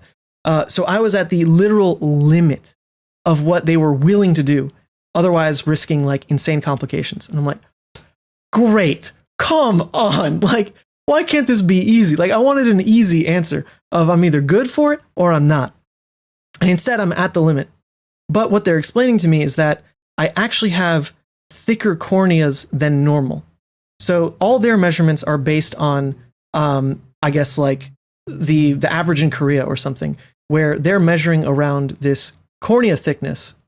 And that's where their scale comes from. Because what they're doing is removing like a layer of your cornea. So if your cornea is too thin, then you run into other complications. And like that's why they would or wouldn't do the surgery, right? But they tell me that I have thicker corneas than normal by like a significant margin. And so they think that even though I'm like at a limit for their scale, that I'm actually quite safe. But they can't promise. They can't promise because their math isn't like built around my cornea thickness. Like their scale just isn't built for it. But that's what they tell me. They're like, you know what? You actually should be safe because your cornea is this much thicker than what our calculations are based on. But at that point, I have to make a call. They sit me down and they're like, look, the best thing we can do is offer this like, they explain the entire procedure, like how Smile works, like what the Pro service is, what the Plus service is. And the tipping point for me that made me decide, you know what, I'll go ahead and do it, is that in like the Plus edition, because there's Smile Pro and Smile Plus, what they could do was add this like stimulant to my eye that would like thicken the cornea temporarily so that they have more room to work with. Where like when they laser it out, they have just more cornea. And then when it like dries up, the cornea goes back to its normal size. So it basically gives them like a margin for error. And once they explained that to me, I was like, okay, ship it. I'm in. If you say that's gonna work, if you say my corneas are like already thicker than normal, fuck it. I will do it. I will do it. So I sign away my vision right there on the dotted line, say, ship it, I'm in. The entire cost is $2,900 US, which is actually insane. I don't know how many of you live in the US, but when I had been doing some research for LASIK, which is like what my dad had got, what he had recommended me look into, I started doing research around it back when I was like 24, because that's about like when your eyes are done growing, done changing, at least until you're like 40. So I'd started to look into it, a couple years ago. And what I'd found out is that basically it depends per state how much it's going to be. Like in New York, it's about $6,000 total for LASIK, not even SMILE. If I went back to Louisiana, where I'm from, it's a lot cheaper. It's like, maybe $2,000 total. But there's also a difference in, the quality of doctor. And because insurance would never cover this kind of surgery, the surgeons can be a little sketchy, like a little chop shoppy, because maybe they literally just want as many surgeries done per day as possible versus like someone who's only scheduling one per day, whatever. So all that to say that when I'd done my research about it in the US, totally creeped out, like not into it at all. But then in Korea, this is not LASIK. And they very specifically showed me the difference. They had this like little animation of what a LASIK surgery was. And in the animation for it, they showed the person's eyeball like shaking and the flap falling open. And I was like, oh my God, like I just do not want that. Versus the SMILE version where they don't cut a flap at all. And it just, to me, it seemed so clear. This is a good price. This is a very reputable clinic. Michael Fung has done this before. They're telling me I have thick corneas. Fuck it, we ball. I'm in. So literally after signing away my money and like my right to vision, they take me basically directly into the operating room. I meet with the doctor. They like give me some eye drops. And then, I change into like the surgery gown, and then they lead me in, like literally within 10 minutes, right? Of me having this discussion with them, I'm led like right in. I lay down on the like surgeon's table, whatever it's called. They give me a little plushie to hug.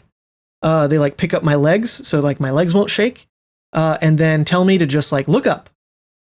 That's about it. Look up. Before I know it, this machine is coming down, and I can like tell it's touching my eye, but like I can't feel it because I've got like, painkillers or whatever it is in my eyes. It comes down and I see like a slight blur in vision as it like touches my eye. And it happens within 10 seconds of it like tick, tick, tick, tick, tick comes down, and then it's up.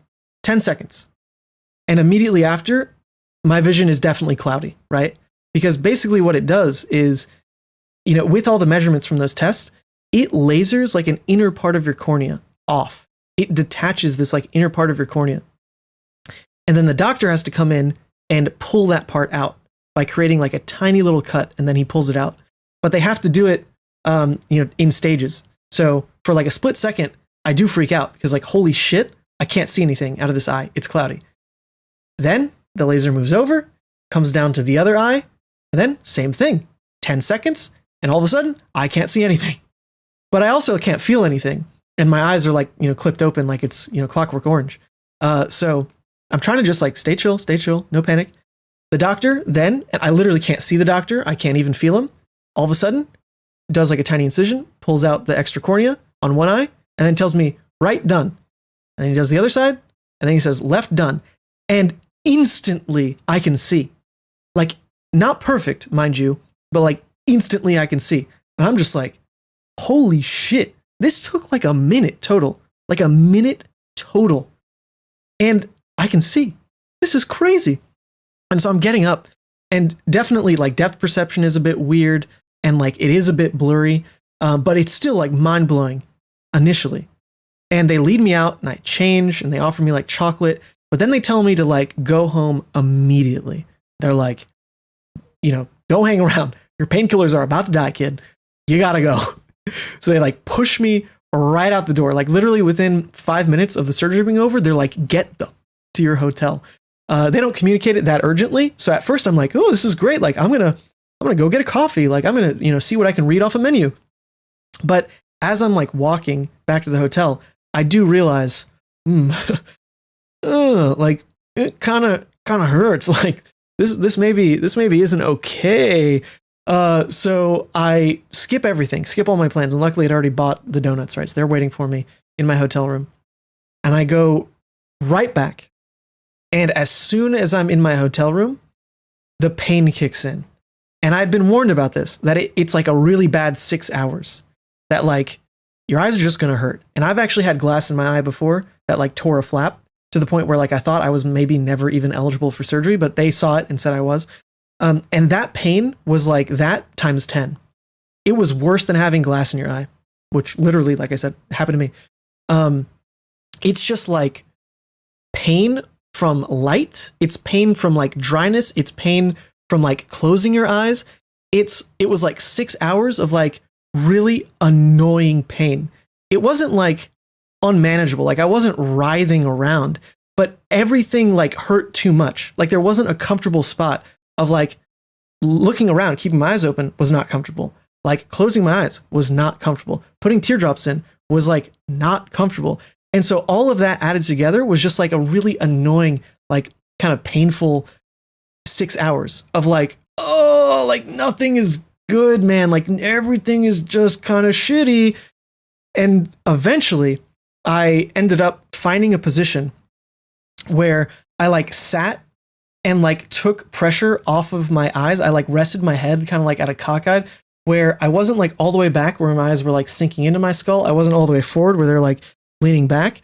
And I like sat kind of like this, and having to like change my head just like a little bit.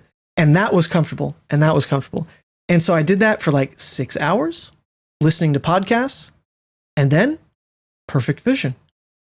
I couldn't believe it. Like after that hurdle, at some point I also like fell asleep in this. I checked my watch. I'm like, or checked my phone. 6 hours gone, and holy shit, perfect vision. Like it was done. Because basically what's happening in that time is your eyes are like getting used to the new shape, right? Because there's like a hollow part now once they take out that extra cornea that your eyes need to adjust to.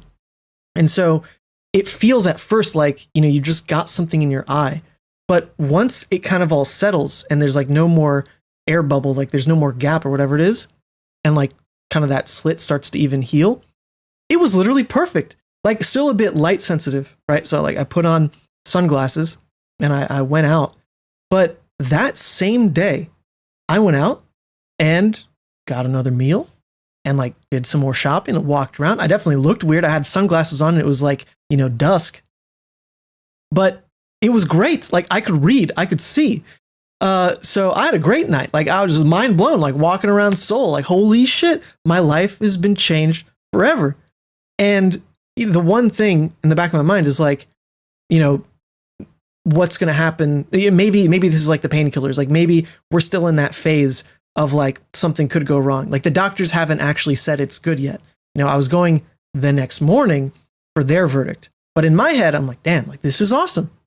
So I have a nice night. I go back. Sleeping is still like a bit rough because that feeling of like something in your eye like is hard to get over. But I sleep. I wake up the next morning, pack up all my stuff because my flight is at like 2:00. So end up going back to the clinic and meet with a different doctor. This one speaks English, and she like looks at my eye and she goes, "You are a perfect success." And I damn near started crying, because I was so in my head about it. Like, please be real. Please be real. Like, please let this have worked. She does it. And she even like takes a pause and she goes like, we don't always have this, but you are a perfect success. How incredible is that?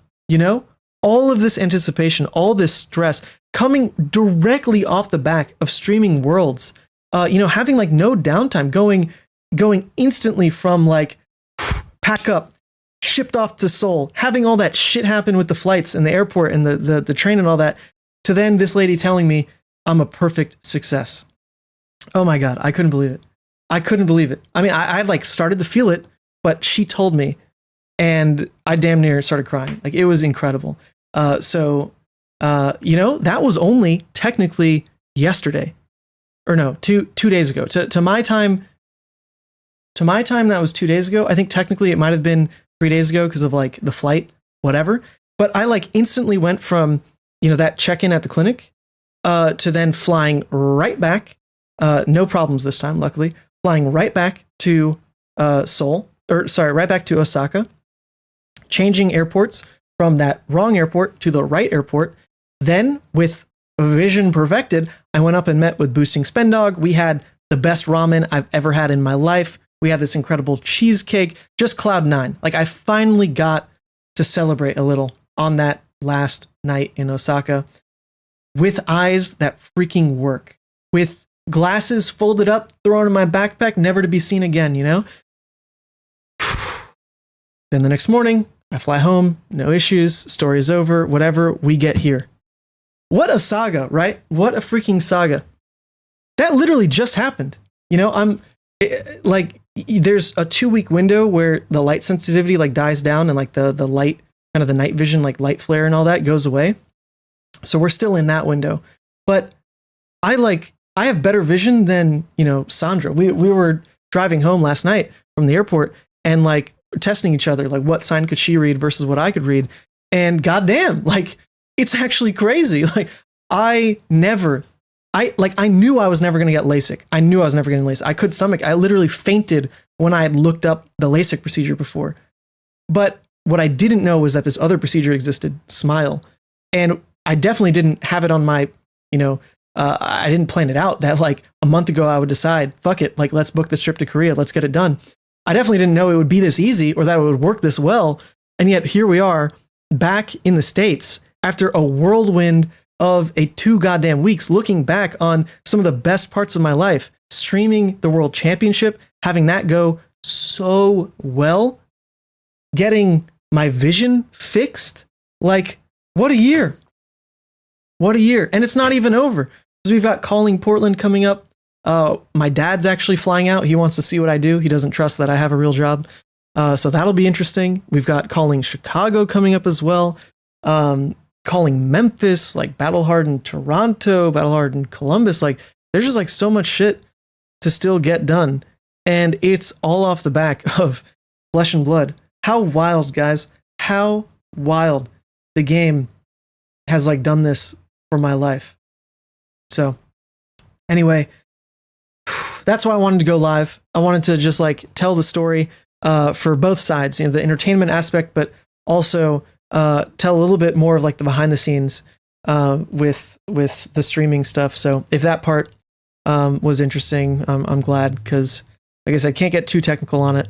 But there was just a lot of success coming out this weekend.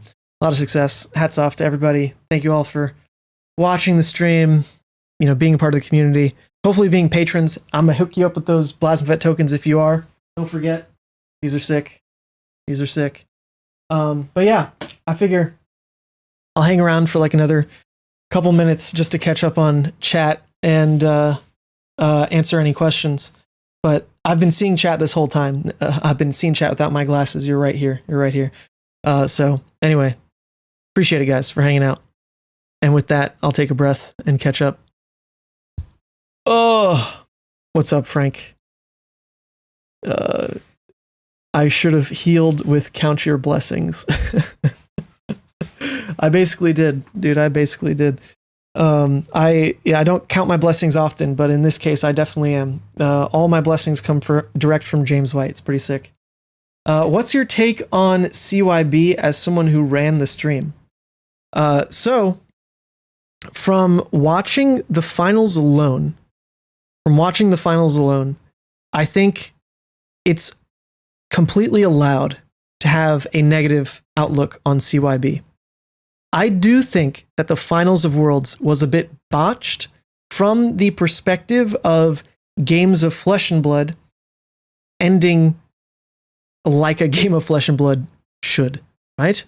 The game didn't end where someone went to 0. The game ended because someone conceded because of inevitability. And I do think from a viewer perspective, that just is shitty. There's no other way to look at it. Like, the CYB deck did its thing, right? And Gregor's played amazingly. Mercy also got a bit unlucky. Like, she lost her Poison the Well in Arsenal. But from the viewer perspective, it doesn't feel right to see the game end before it's truly like a Flesh and Blood game being played, 0-1, or whatever the final score would be in a normal setting, was not the case for the finals. So I think if you look at the finals alone, yeah, CYB looks like bullshit. And if you look back, someone shared this on Twitter recently. Brian Gottlieb actually did an interview with Flake a while ago, talking about Pure Fatigue old him, the Healing Bomb old him, Heart of Findel old him. And he said specifically that strategy of just like, I take no game actions until you run out of game actions, is only passable from like a dev perspective to surprise an event.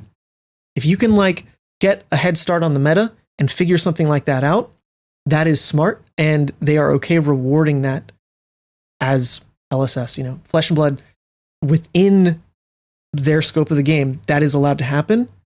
However, he elaborates that it shouldn't be the norm. Flesh and Blood games shouldn't really have that as a clear-cut, viable strategy that is so much better than playing a real game of Flesh and Blood. Just to surprise an event still is within its right. So if you look at Worlds, we're kind of in a gray area where it was, in a sense, like an event. It's the first tier 4, like in this format. So it is passable in letting a game plan like this fall under their scope of, this is what we want. Like a surprise take on the metagame like this, CYB Enigma is completely allowed to do well. Or you could look at it of, Dash.io coming out, like that's the new format, but we actually have been playing this format for an entire, couple Battle Hardens, a couple Callings, for, the ProQuest season. Like, we knew about the CYB stuff for a while now. It's not quite the surprise factor that Brian's talking about. So you can like go both ways on how you want to look at it from like the LSS perspective of like whether it should stay in the game or not, whether, what Brian said about it is to be upheld in this day and age or not. I don't have any further insight like from the devs or anything, but as a viewer, I do totally understand the finals looking the way it did. From the viewer perspective, it was poor. But from the other games across the weekend, especially every time a CYB deck lost, which was actually a lot on camera, they were exciting games because you get to follow the path of, there's 2 CYB in the grave, there's 3 CYB, there's 5 CYB in the grave. Like, there's tipping points that get determined like very clearly by CYB, and yet we saw it lose a lot until it won the whole thing, right? So it's interesting. I wouldn't have called it a clear-cut problem up until the finals legitimately ended in a way that was not typical for Flesh and Blood. It was not, I'm taking game actions and like finding, strategies like that can counter the value you're presenting or this, that, like pitch stacking. Like, it literally wasn't that. It was just, I heal and block more than your deck presents. So I get it. Should it get banned? I actually don't see the harm in banning it. I think we had our season with it. It did well at Worlds. Until there's like an archetype, like a cleric or something, that needs this kind of mechanic to exist, I just don't think we need it in Flesh and Blood. I don't really care one way or another. I think like from a Leviathan player's perspective, it's totally fine that it exists. Like, I actually love playing into CYB decks. But does it need to exist? No, I don't think it needs to exist. For sure. CYB is not a broken card, and none of the decks are that strong. Obviously good enough to win, but it's just kind of a bad experience, especially for new players. Yeah, that's always been the case, though, where like fatigue-oriented decks that like block and just swing weapon, are always good into new players, because actually I had an interesting conversation with Boosting Spendog about this, where from his new player perspective, the way that he evaluated hands was just, my opponent is presenting like 24 this turn. If my hand doesn't present 24, I should just block. And I'd never heard that as a way to like interact with the game, like to make decisions with the game. I never thought about it that way. To me, it was always more clear about value, even if it's like scaling value of like, my opponent's presenting 24. 3 of my cards can block 9, and 1 of my cards can return 4. Like, that's the best way to get value out of this hand, with some adaptability around like, you know, the game states you care about in the next couple turns. But to hear someone say that that was like their new player experience, to just realize that like their hand had worse numbers, so they give up on that hand. To understand that mistakes are being made in that degree definitely makes, holy, did you see me catch that? I just caught this entire lamp. My cat knocked it over. Oh, that is, I could only do that, people, because I can see now. I can see now. If I had glasses on, that's peripheral vision. This hits my head. That's wild.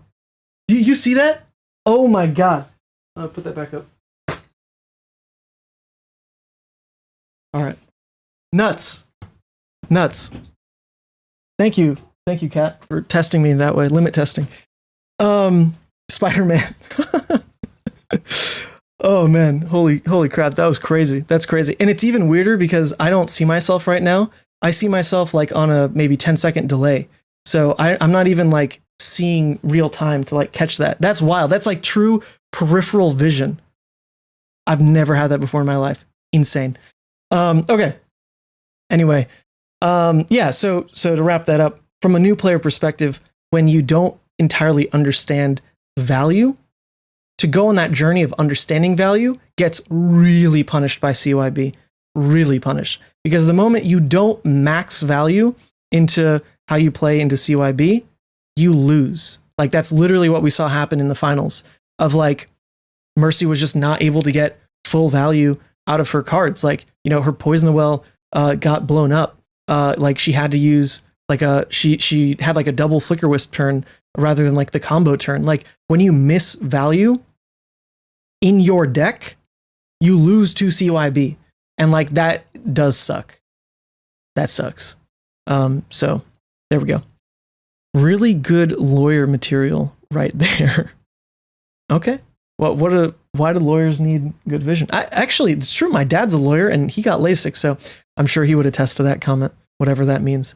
All right. Any other last Q&As? You can ask about coverage stuff. Oh, Daredevil reference. Oh, true. Dude, there's a new Daredevil season coming out, I think. I'll need to rewatch the original ones. I haven't seen them in ages. But yeah, you can ask about anything. Coverage or meta or future things, surgery. I just wanted to hang out. It's been about 2 hours, that's good. It's been healthy. It's a nice little impromptu stream. Waiting for the Leviathan CYB that banishes the CYBs as non-6s. Oh yeah, dude. I really think that there could be more interaction with Graveyard overall for Leviathan. Like, Deadwood Rumbler is so close to being a really good card because of that. Like, I've literally tried to run red Deadwood Rumbler a lot when graveyards matter. But then so many other parts of your deck fall apart where it's like, oh my God, this is now a red 3-cost non-block that's insanely taxing the drawing all red hands, you know? So until you can build either around that effect somewhere else in Leviathan, or maybe just build a Leviathan deck that like only has that as your red non-blocks instead of somewhere else in the list, I don't think that card or like that effect is really worth putting in your deck right now, even though it's close. Like, you know, you turn 0, blue Deadwood, banish a CYB. That is sick, though. That used to be like the Phi thing.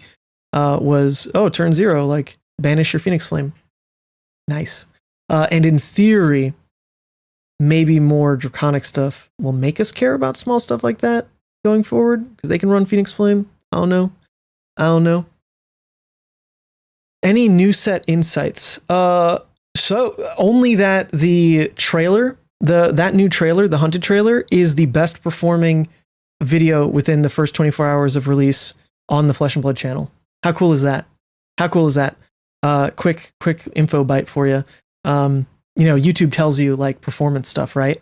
And that trailer like popped the off, which is really exciting to see. It set a good tone for the weekend because, of course, like, we release it like right after we like watched it live on the keynote and then released it.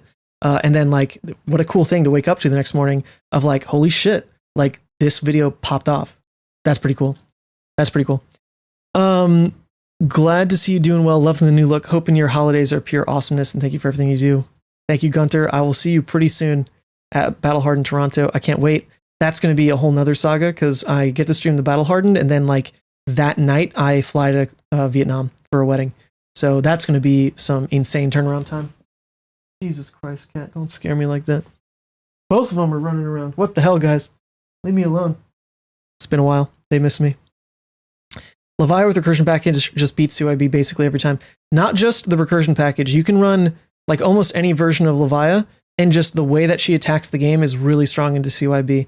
Like the more aggro version that I was really liking this season of the mutated mass kind of like combo list. That version is really good at just saying, here's 40 damage. And if you line it up early, which you get to do more with like Savage Sash and, Call to the Grave, like all those pieces, you just kind of on demand do it. It's pretty good. And you like pretty consistently, like always can threaten minimum 12 value per hand, which the CYB decks, like they lose ground on that early on, right? Recursion pushes that through the roof, where you just like replay for above rate value every turn, whereas like the mutated mass version plays like good rate and then has one stupid turn. Is both of them like attack CYB really well. Now you can see in the mirror how handsome you are. Thank you, Nathan. I do feel really good, like without without glasses. Like there are just, it's like subtle confidence of like, I can touch my face. That's pretty cool. I couldn't touch my face before. And that's like weird, right? It's just like the little things. But I do feel like really good without glasses. It's like kind of awesome. I used to wear contacts, but like my vision was so bad that my contacts like always freaked me out. Like way too fisheye. I saw you working hard in that presentation. You bet, brother. You were there. Are you a full-time LSS employee? No, I am.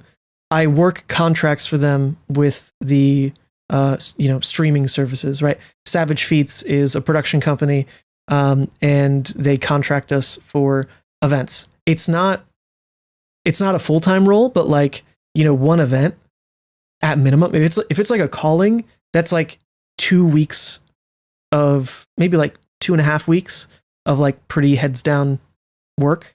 If it's Worlds, it was like on and off kind of 2 months of work. We don't necessarily, bill it that way. But that's kind of how the contracts come through. What do you think of Jarl? Ice will always be a necessary evil to counter aggro. I don't want to comment on Jarl. I heard some pretty interesting things from Brian about Jarl that I would love to just see play out without any comment from him. I hope he doesn't like going into interviews. I don't want to say anything about it because I'm too tainted now, but I'm really interested to see that release and what happens there. That one took my breath away. The whole Jarl reveal. I thought the way they did that for that anniversary stream was so sick. A bit of the whole bit with someone just like asked in the Q&A, like, when is he going to become a hero? And then like James tossed the trailer. That was so sick. Very reminiscent of like what Sam and I did for the Ira reveal at Rosetta. I don't know who coached James on that reveal, but I love when they work it into like a bit that way instead of just like a toss, like a upload somewhere. Are you going to be a better player now because you can see all the lines? I hope so. We'll see, dude. I just want to be a better player because the game is so sick. Like, I want to be a better player but I just don't get to play in as much. God, I just really love this game though. I love it so much. I'm gonna most likely play at Columbus. I don't think Jarl's out by then, but I definitely will. You know what's probably gonna happen? I probably will see less on my own side of the board because, there is, I don't know, my vision hasn't 100% settled yet, but I used to be able to focus here, right? And it if I went any beyond, I couldn't see. I could see here, and then here was blurry. Now it's the exact opposite. I'm clear up until about here, and then you just get too close, right? And I literally can't focus on it, which is the exact opposite from before. But I don't know how normal people's eyes work. If you don't have surgery, you just have normal eyes. Can you see this close, or is that never a thing? Because before surgery, I could only see this close. So I don't know. But what's the jacket you're wearing? This jacket is actually a very old run of League of Leviah merch. I only got 3 of these made. And funny enough, someone in chat, Joshua Bartlett, has one of them. I have one, he has one, and I don't know where the third one is. But they were basically made by a friend. It was a whole thing back in the day, where I just got rewarded with these fun little care packages from Andy Portillo, if you know who that is. He actually does a lot of the merch for LSS, but he was just a friend of mine in the background, and he sent me one, or he sent me this care package. I never ordered them, so there are only 3 in existence. And I don't know where the third one is. Legit. I don't know where the third one is. Damn, you look like someone new without glasses and short hair. Aha, Mansant Shippuden. I don't know what that means. There are other new things about me as well. I haven't really showed it off. But I got a lot of hand tattoos a while back. I don't really exactly know how I feel about them. It was maybe a bit spur of the moment. But if you all have been following me, if you remember back in the early days, I used to wear a brace on my fingers, and that's for a whole bunch of reasons. But I basically can't feel in this hand. I have very weak muscles in this hand and almost no feeling. It's not technically paralyzed. It just is what it is. And I was tired of really hating this hand. I don't know. It's a thing. I just always hated this hand. So to make it more interesting, I got tattoos of small things I like. So I look at my hand and be I like that hand. Instead of man, that's a fucking weak ass hand, bro. Whatever. It was a small thing. I still don't know how I feel about that. But yeah, it's a lot. If anyone can even see what they all are, I'd be surprised if you get all the references. You can see close and far. No, you can't see that close. At least I can't. Well, there we go. Thank you, people with good vision, for clarifying that for me. But yeah, I'll tell you what I'm looking forward to is, can I show off the new Blasphemous token? Yeah, sure. Here we go. Can I get the camera to focus? Maybe I can do this. Focus camera. Look at that. Look at that. You see the little glint on it? Hopefully it comes through. Maybe if I get out of the way and you see it on a black background. Now, I think we're too zoomed in. Come on, camera. Oh, there we go. Look at this. You see this thing? Look at the cold foiling. Look at the cold foiling on this. I had to make up a frame for the Demonastery because all the Marvels we got in the past don't have the full art frame. So this is quite literally a Photoshop hack job of the shadow frame that I just made into a Marvel frame. And then you can see all the cold foiling on it. But yeah, it's Blasmafet giving Leviah something other than Blood Debt. Right? Santa Blasmo actually being nice to Leviah for once. And then the back, I took off the QR code because I don't think anyone really uses those. And instead it's, come on camera. Instead it's just the League of Leviah, inverted back. So just as a disclaimer, these are not for sale. These are a Patreon reward. I also don't know what the card game Flesh and Blood is. This all just came out of my imagination. Levia and Blasphemfet are not spelled the way you think. It's, there's like an extra A in each of them. I don't know. Whatever disclaimer I need to say. Don't sue me. Don't sue me. Are we going to get Xmas Plasma as an alt art token in Talishar? Oh, that's a good question. I will ask. There's a couple people to ask about that. Most likely Jotrick. And we'll see. The thing is sick IRL. Well done. Hell yeah, brother. It's the secret. That's how I get a leg up over the competition. My secret source on cold foils, which I legitimately don't even know how they are made. I know someone who knows someone, and that's about as close as I think anyone will ever get to the process here. And that person has requested to remain super anonymous and not really get involved with anything beyond this service. So that's just where it stands. But I'm so thankful I know this person. That's for damn sure. When are we getting those and the sleeves? So I just got back from the entirety of this Osaka and Korea trip, literally last night. So I am going to work on shipping everything out. Most likely starting on Sunday. Sandra, Woman Sant, is leaving for a work trip. So I'll be home alone like all next week. So until she's gone, I don't want to like sacrifice that time because we haven't seen each other until she's gone. So she leaves on Sunday, and then I will start all the shipping stuff then. So if it's like last time, then it will probably take about 3 days to go through the entire process of packing and shipping and writing all the addresses and all that stuff. And just like last time, I will send you a message on Patreon when yours gets shipped. So if you got the sleeves, which I'm sold out of, thank you for everyone who got them, you'll have tracking.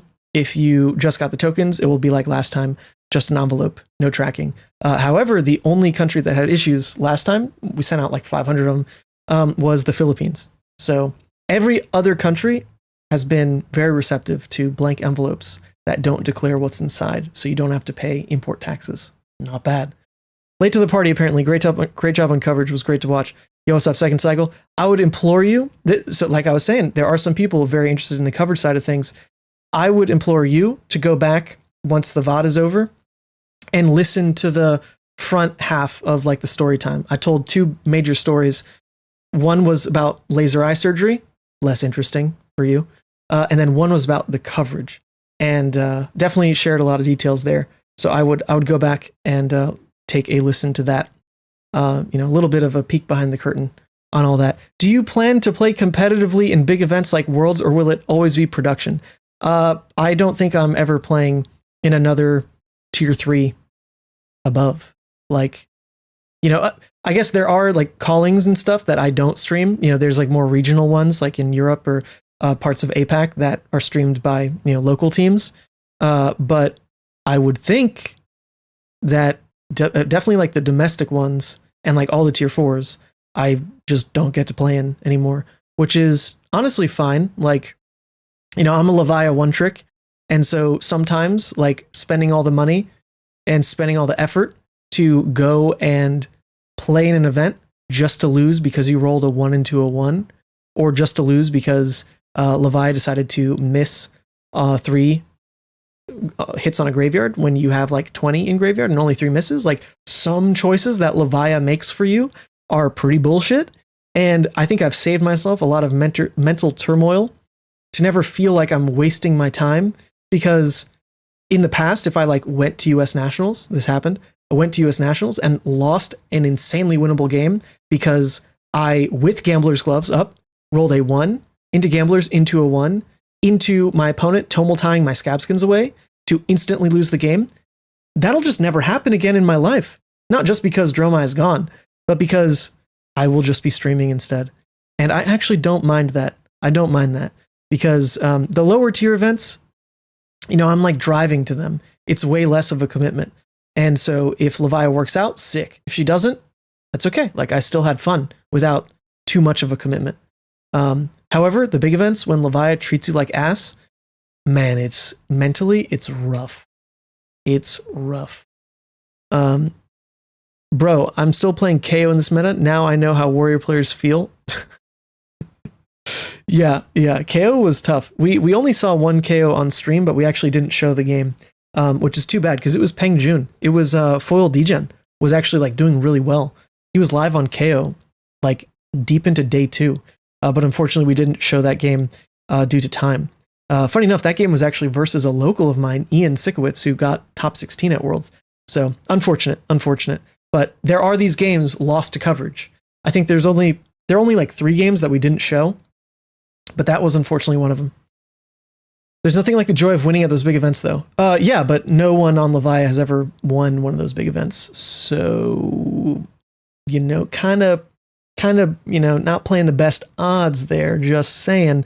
I still look when I went to AGE and won one of their events on Leviah. That was incredible. Like I'll like, you really don't beat those feelings. But that's also like the highest wins Levi's ever had are literally like that, and then like the PTI, that whatchamacallit, that Casanova one, and then yeah, there is like top 8 at Pro Tour. Obviously, that's insane. That one is insane, to be clear.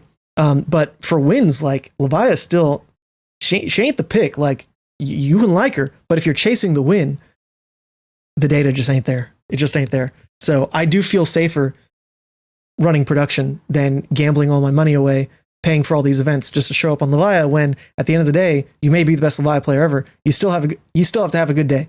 It's got to be that way. It's got to be that way. Post it, please. I cannot post those games because I don't own them. Like if it was like an independent Savage Feet stream, I would do it. Where, sure, like why not? Let's just upload extra games. However, these are like LSS's games. It's their content.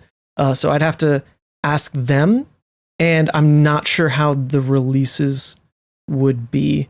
Like I really doubt they'd want to just upload it on their stream or like on their channel. Their channel's like a content powerhouse, just uploading a random game like isn't quite something they'd want to do, I would think. In all honesty, it's kind of too bad because I've handed off a lot of games to them. Like some of these extra games, like calling finals, battle hardened finals, like at some of these events, like US Nationals and like Pro Tour LA, for example. Like we've got all these recorded. Nothing's happened with them. I don't know where they go. Just means our beloved hero stays in the format forever. Yeah, Ron, you're damn right. So in 20 years, when maybe I do get to play Flesh and Blood again because I've had a child and he's become Boy Sant and doing all the streaming for me now, maybe then I can play. That's a good point. Levi will still be around. Ask them to upload. Yeah, I mean, there are more steps than that, in all honesty. Like, I don't actually have the games. They exist on like a different drive. And so it would be like a little messy and like, sure, I will ask one person, but I really don't want to go out of my way. Boy Sant, such a good name. Yeah, it's kind of taken on. My whole family memes about it now. Because we're the Van Sants. So like my brother calls himself Brother Sant, and Sandra's now Woman Sant, Father Sant, Mother Sant. I don't know, they've all taken it up. It's kind of funny. Thanksgiving will be just a big Sant reunion. We're no longer Van Sants. We're blank Sant. Woman Sant is OP. She's great. All right, I think that'll call it. It's been about 2.5 hours. So that will be all for the stream. Please go back and watch the VOD if you are interested in the coverage stuff. I'm gonna like timestamp a bit of it. So yeah, just like a peek behind the process of it all was kind of my point, because I really did feel bad about literally not seeing anybody. I saw Boosting Spendog more than like any other person at Worlds because I saw him after the Korea trip. Like literally the entire week was nothing but work, Korea trip, and then like one free night. So apologies if you were at Worlds. I literally didn't see anybody other than, you know, like 3 people. So if you were one of those 3 people, thanks for stopping by. But I get it. It was tough to make schedules work. I apologize. Since you started doing live streams to LSS, you have less time to play, right? I mean, it's not really less time. I still play a ton of Flesh and Blood. Like, I play a lot. I'm addicted to Talishar. I play like 300 games a week when I'm like really clocked in, which is insane. But I don't get to play in the higher tier events. It's not about time. Like, I'm generally there. I'm just working, you know? So I guess I am lucky in a sense because I'm on these contracts. I don't, you know, the rule isn't there that like, I could play in them if if one lined up, maybe, you know, I could, in theory, like a calling that I'm not streaming, it'd be pretty far away, you'd figure, but I could go fly and play. It's that balance of, like I was saying before, spending money on like a Levia experience. It's risky. And like I said, sometimes you save yourself the mental anguish if you just don't do it, which is the wrong way to think about it. But I like those kinds of heroes. I love Acilio, I love Levia, and you do have to pray a little bit to make those heroes have a good day. Yeah, like I just gotta believe like a little bit more before hitting up like my next calling. I've literally only played in like, I think I've only played in like 2 callings ever. I played in 1 and I had to drop because of the cosplay contest, which sucked because I was live. And I had to drop because it was like the first calling where they did that. So that was messed up. And then I got like 18th or something at a limited calling one time. Otherwise, like I've actually never really played in those events. Okay, let's go. Peace, everybody. This was super fun. Thanks for stopping by. And we'll see. Hopefully there's more content coming through. I really got to catch up on a bunch of stuff. Like all the shipping has to get done for all the patrons. So thank you to them. And then I have that Levia iceberg video that I had to put on the boiler because Worlds became super demanding of my time. But that's going to be like a 4-hour video. I really do want to get back to working on that one. But okay, goodbye, everybody. That was it. Hopefully this screen still works. I haven't touched any of this in the longest time. Woo!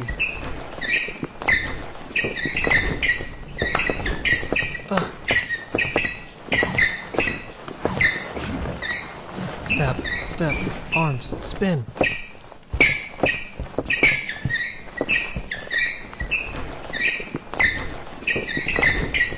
What? Woo!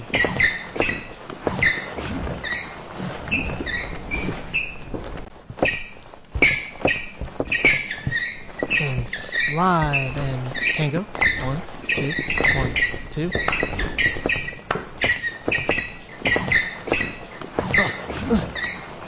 Slide.